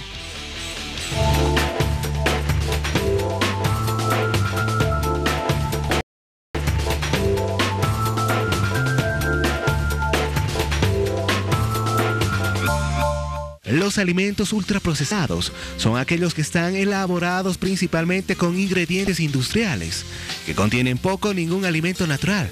Además, que por sus ingredientes pueden dañar de gran manera a nuestro organismo. Entre sus ingredientes predominan el almidón, azúcar, aceites, sal y además están presentes en su composición variedad de aditivos industriales que no podemos comprar en tiendas con facilidad. Por ejemplo, la mayoría de sus ingredientes son conservantes, estabilizantes, resaltadores del sabor, colorantes, aromatizantes, emulsionantes, entre otros. Algunos de los productos ultraprocesados son galletas, envasados, dulces, bebidas energizantes, alimentos para reconstituir tales como caldos, sopas u otros. Asimismo, tenemos a las salchichas y embutidos, además de helados, alimentos fortificados, nuggets de pollo, pizzas y hamburguesas, y además de alimentos listos para consumir. En contraparte, tenemos a los alimentos naturales, que según la Organización Panamericana de la Salud, son aquellos a los cuales no se ha añadido ningún componente, es decir, no se les ha adicionado industrialmente sal, azúcar, grasa u otros componentes, que tampoco han recibido un tratamiento industrial. Generalmente los podemos identificar porque son perecedores a corto plazo, es decir, tienen escasa vida útil y después de unos pocos días comienzan a alterarse. Además, muchos de ellos solo son seguros tras recibir un proceso de cocción en nuestra casa.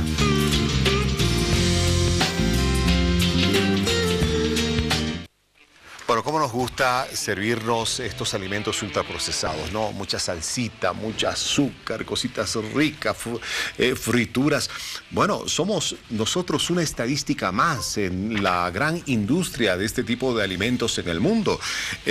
Y no nos damos cuenta del daño que podemos estar causándonos.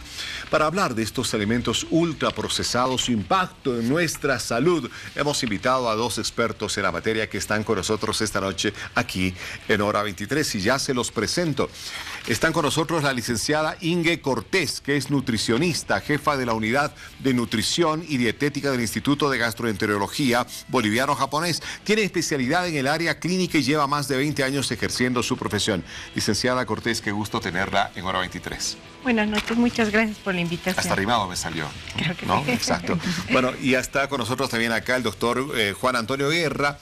Es el director del Instituto de Gastroenterología Boliviano-Japonés. Tiene especialidad en medicina crítica y terapia intensiva. Lleva más de 14 años como gastroenterólogo y 30 años como médico. O sea, toda una institución representada en el doctor Guerra. Qué gusto tenerlo en el programa. Buenas noches. Encantado de participar de la... Muy bien, bienvenidos ambos. Bienvenido. Gracias. A ver, doctor, ¿a qué nos referimos con alimentos ultraprocesados? O sea, a ver, explíquenos un poquito. Sí, el concepto parte de una reiteración.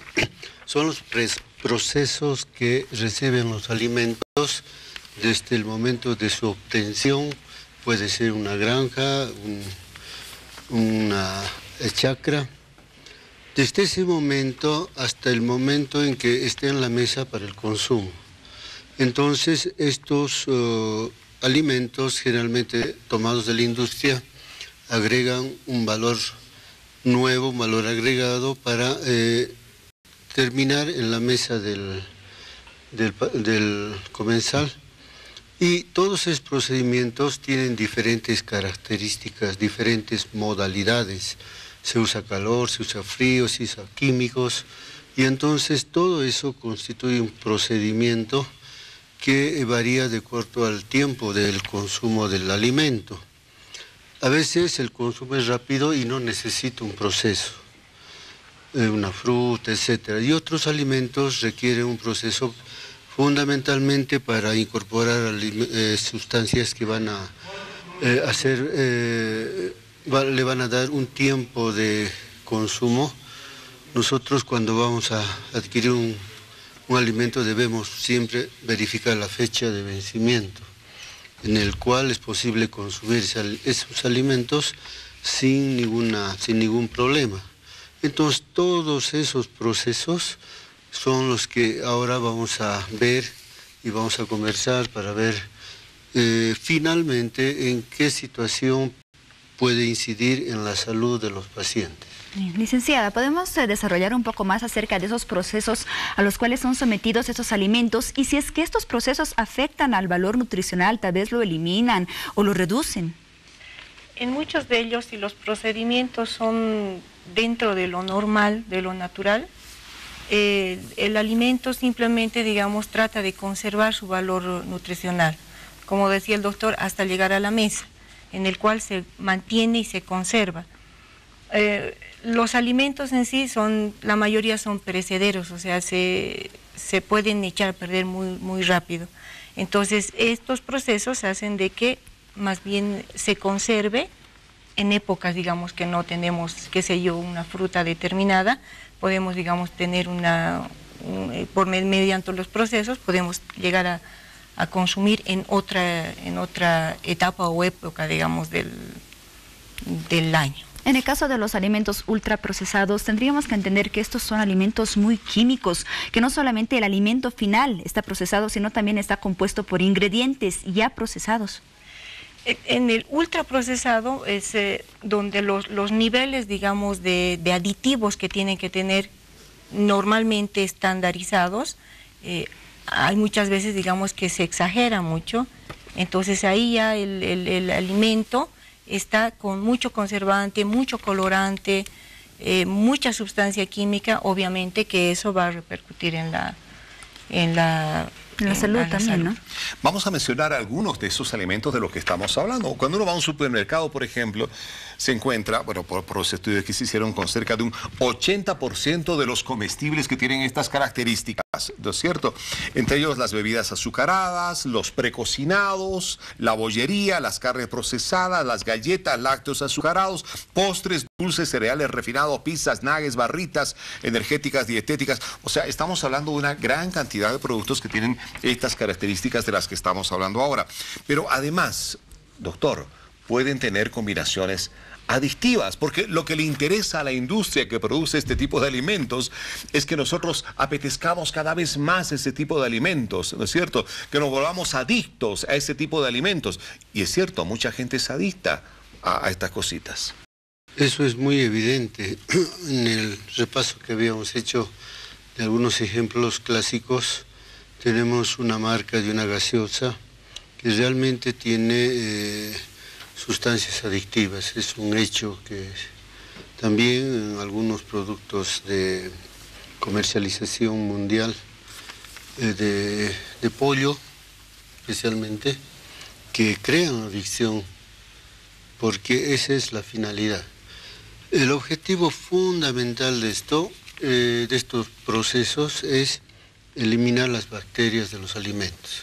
Pero luego viene la incidencia de la comercialización, le agrega un valor, le incorpora un valor agregado y una de las finalidades realmente es esa, crear adicción. O más dulcecito, o más saladito, qué sé yo, pero exacto. La idea es que uno quiere ese sabor todo el tiempo, ¿no? Sí, eso es evidente y bueno, no vamos a determinar los productos ni las marcas, pero eso es muy evidente. Y estamos rodeados de ese tipo de alimentos porque, bueno, uno por la publicidad, otro por la comodidad, por la accesibilidad de estos alimentos y además porque, bueno, son atractivos para el paladar.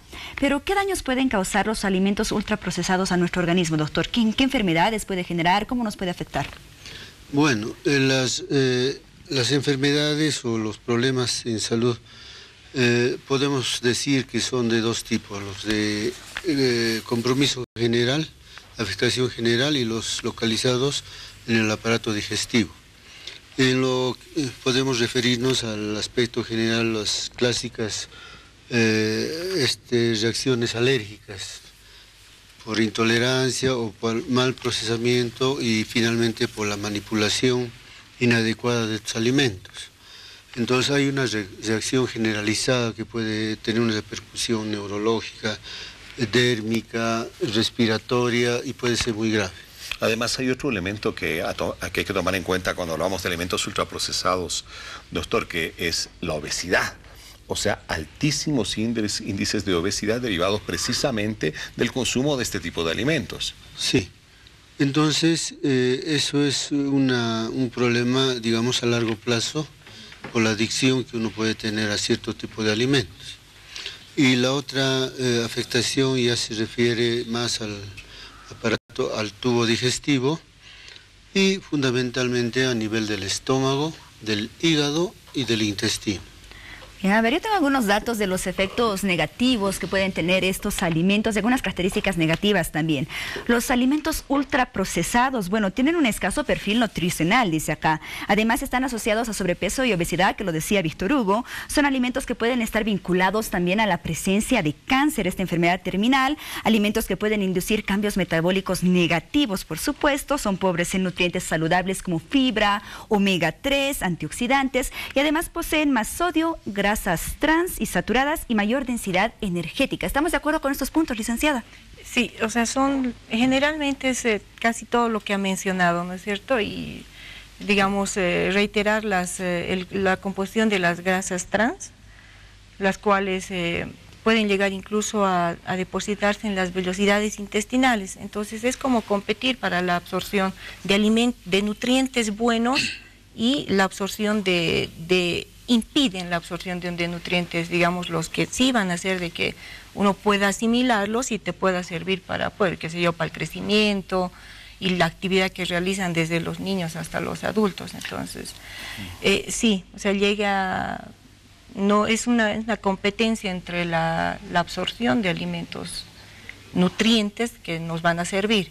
Ahora, uno tiene la sensación muchas veces cuando consume este tipo de alimentos de que no se sacia nunca, ¿no? Como que come una barrita y otra barrita y otra barrita. Y es que, claro, de repente este tipo de alimentos generan hasta un apetito artificial.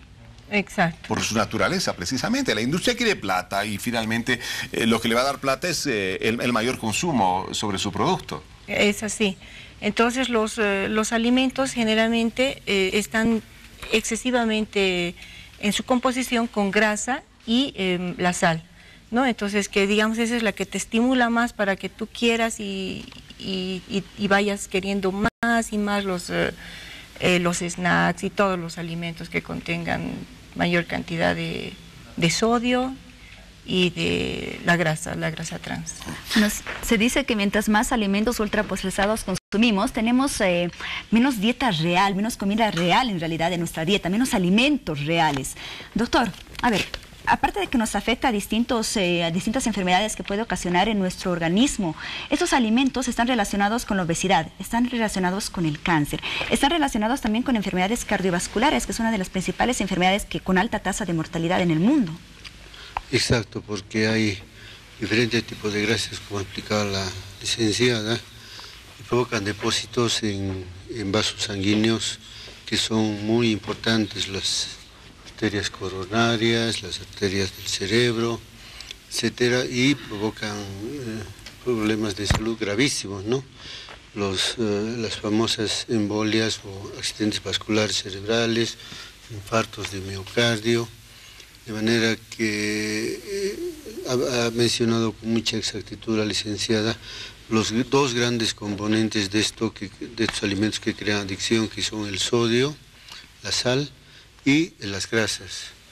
Y lógicamente una persona obesa ingresa en la clasificación, en el diagnóstico del síndrome metabólico, y los factores de riesgo para el sistema cardiovascular, el sistema nervioso central son muy altos.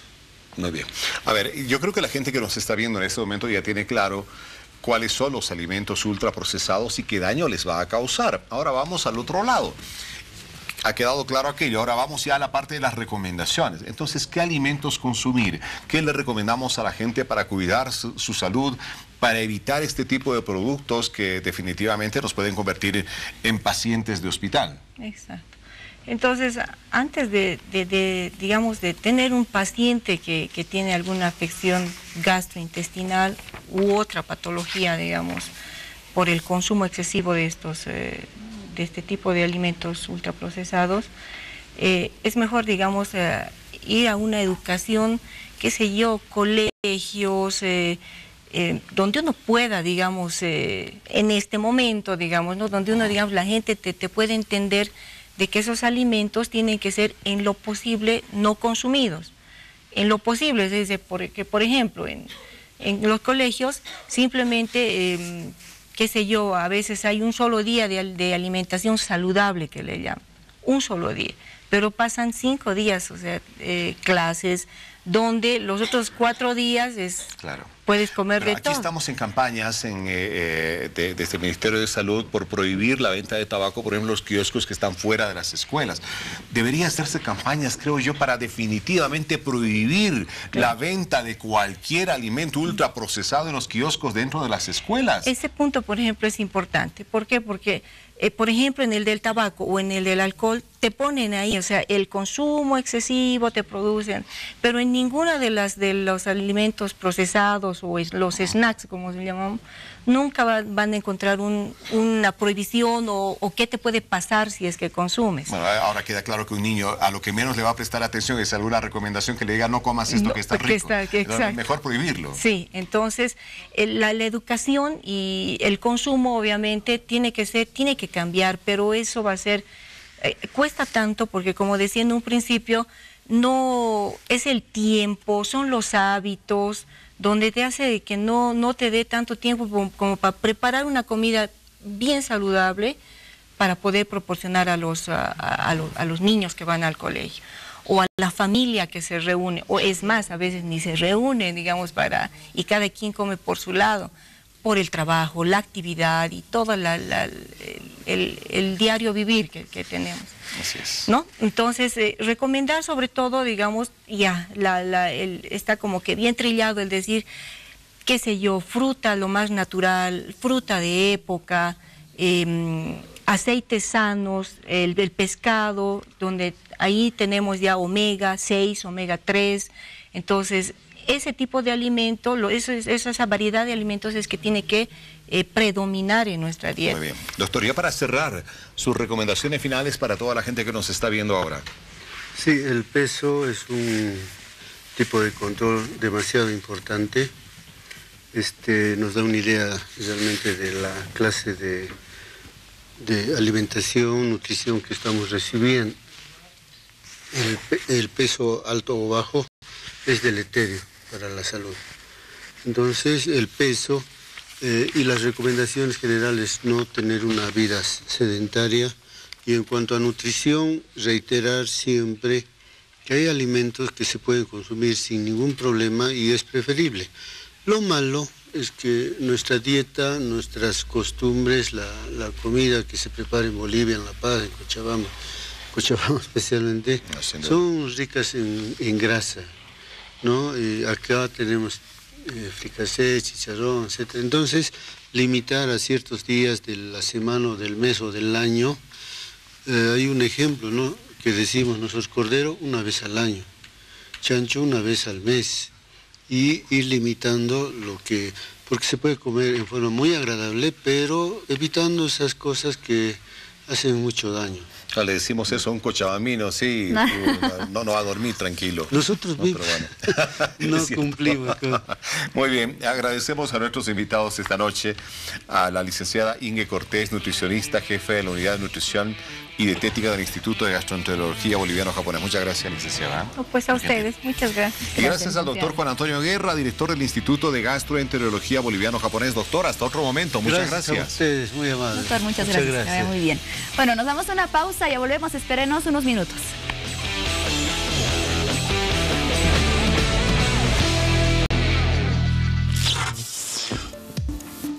Bueno, último bloque de Hora 23, es momento de nuestro sector Curiosidades de la Hora. Vamos a hablar de los niños en esta ocasión. Piti, tú tienes 2 hijitas. 2, una de 3 y una de 6 añitos. A ver, ¿cómo les apoyas a ellas en todas aquellas actividades que les gusta realizar? ¿Cómo tratas de descubrir sus habilidades, sus dones, sus principales características? Bueno, lo principal es hay que estimular bastante y jugar con ellas, comprenderlas, hablar, ponerles a clases, a cursos de lo que ellas quieran.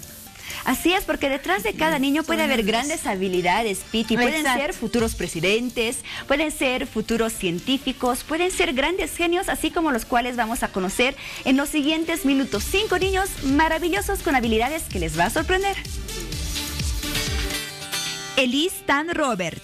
Seguramente conocen a Albert Einstein y saben que tenía un coeficiente intelectual de 160. Prácticamente la misma puntuación, 156 puntos, fue resultado obtenido por esta niña cuando tenía tan solo 2 años de edad. A los 5 meses empezó a hablar, 2 meses después ya caminaba y a los 18 meses ya conocía todas las capitales del mundo. Podía contar en español y estaba aprendiendo a escribir. A los 2 años se convirtió en la miembro más joven de la organización Mensa, un lugar creado para personas superdotadas. Ahora la niña tiene 10 años y quiere convertirse en una científica exitosa en el futuro. Tanishka Brand es un niño indio americano de 11 años que ya tiene un título universitario y ha hecho un descubrimiento significativo para toda la humanidad. Terminó la universidad a sus 11 años y a su temprana edad ya ha descubierto 2 exoplanetas.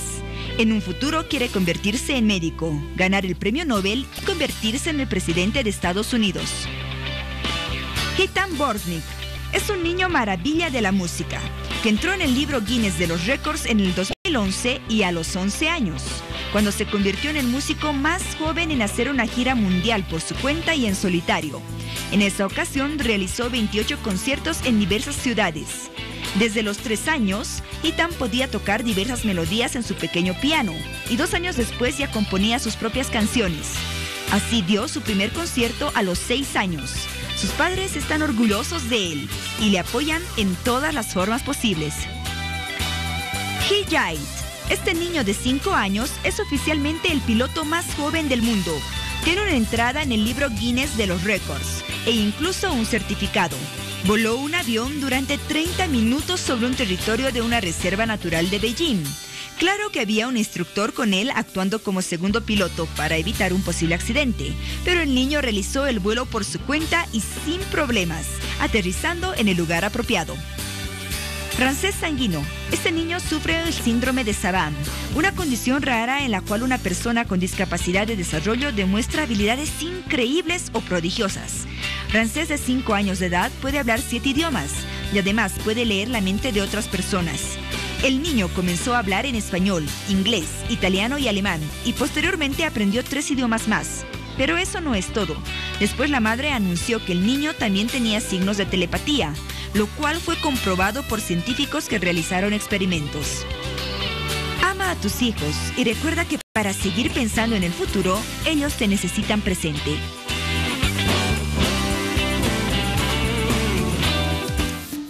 Bueno, personalmente me gustó mucho el caso de Tanishka Brand, Piti, un niño con mucha visión a futuro. Quiere ser médico, ganar premio Nobel y ser el presidente de Estados Unidos. ¿A ti cuál historia te gustó más? La última. Y hay que apoyar mucho a los hijos, papás, apóyenlos, estimúlenlos para que tengamos niños genios. Así es, llegamos a la recta final, así que es momento de despedirnos. Adiós, familias bolivianas, que tengan un buen descanso y nos vemos de acá a unas horas. Adiós, Piti. Chao, Paola. Chao a todos, que tengan un buen descanso. Bendiciones. Pero ya sabe, cuide su próstata. Vaya regularmente a partir de sus 50 años al médico, al urólogo, que le revise para que usted duerma tranquilito y no tenga después problemas más serios. Y aliméntese bien, evite los alimentos ultraprocesados, esa cosa dulce, saladita, friturita, basta de eso. Cuide su salud por sus hijos, por su futuro. Fuerte abrazo, Bolivia. A descansar se dijo, nos vemos más tarde.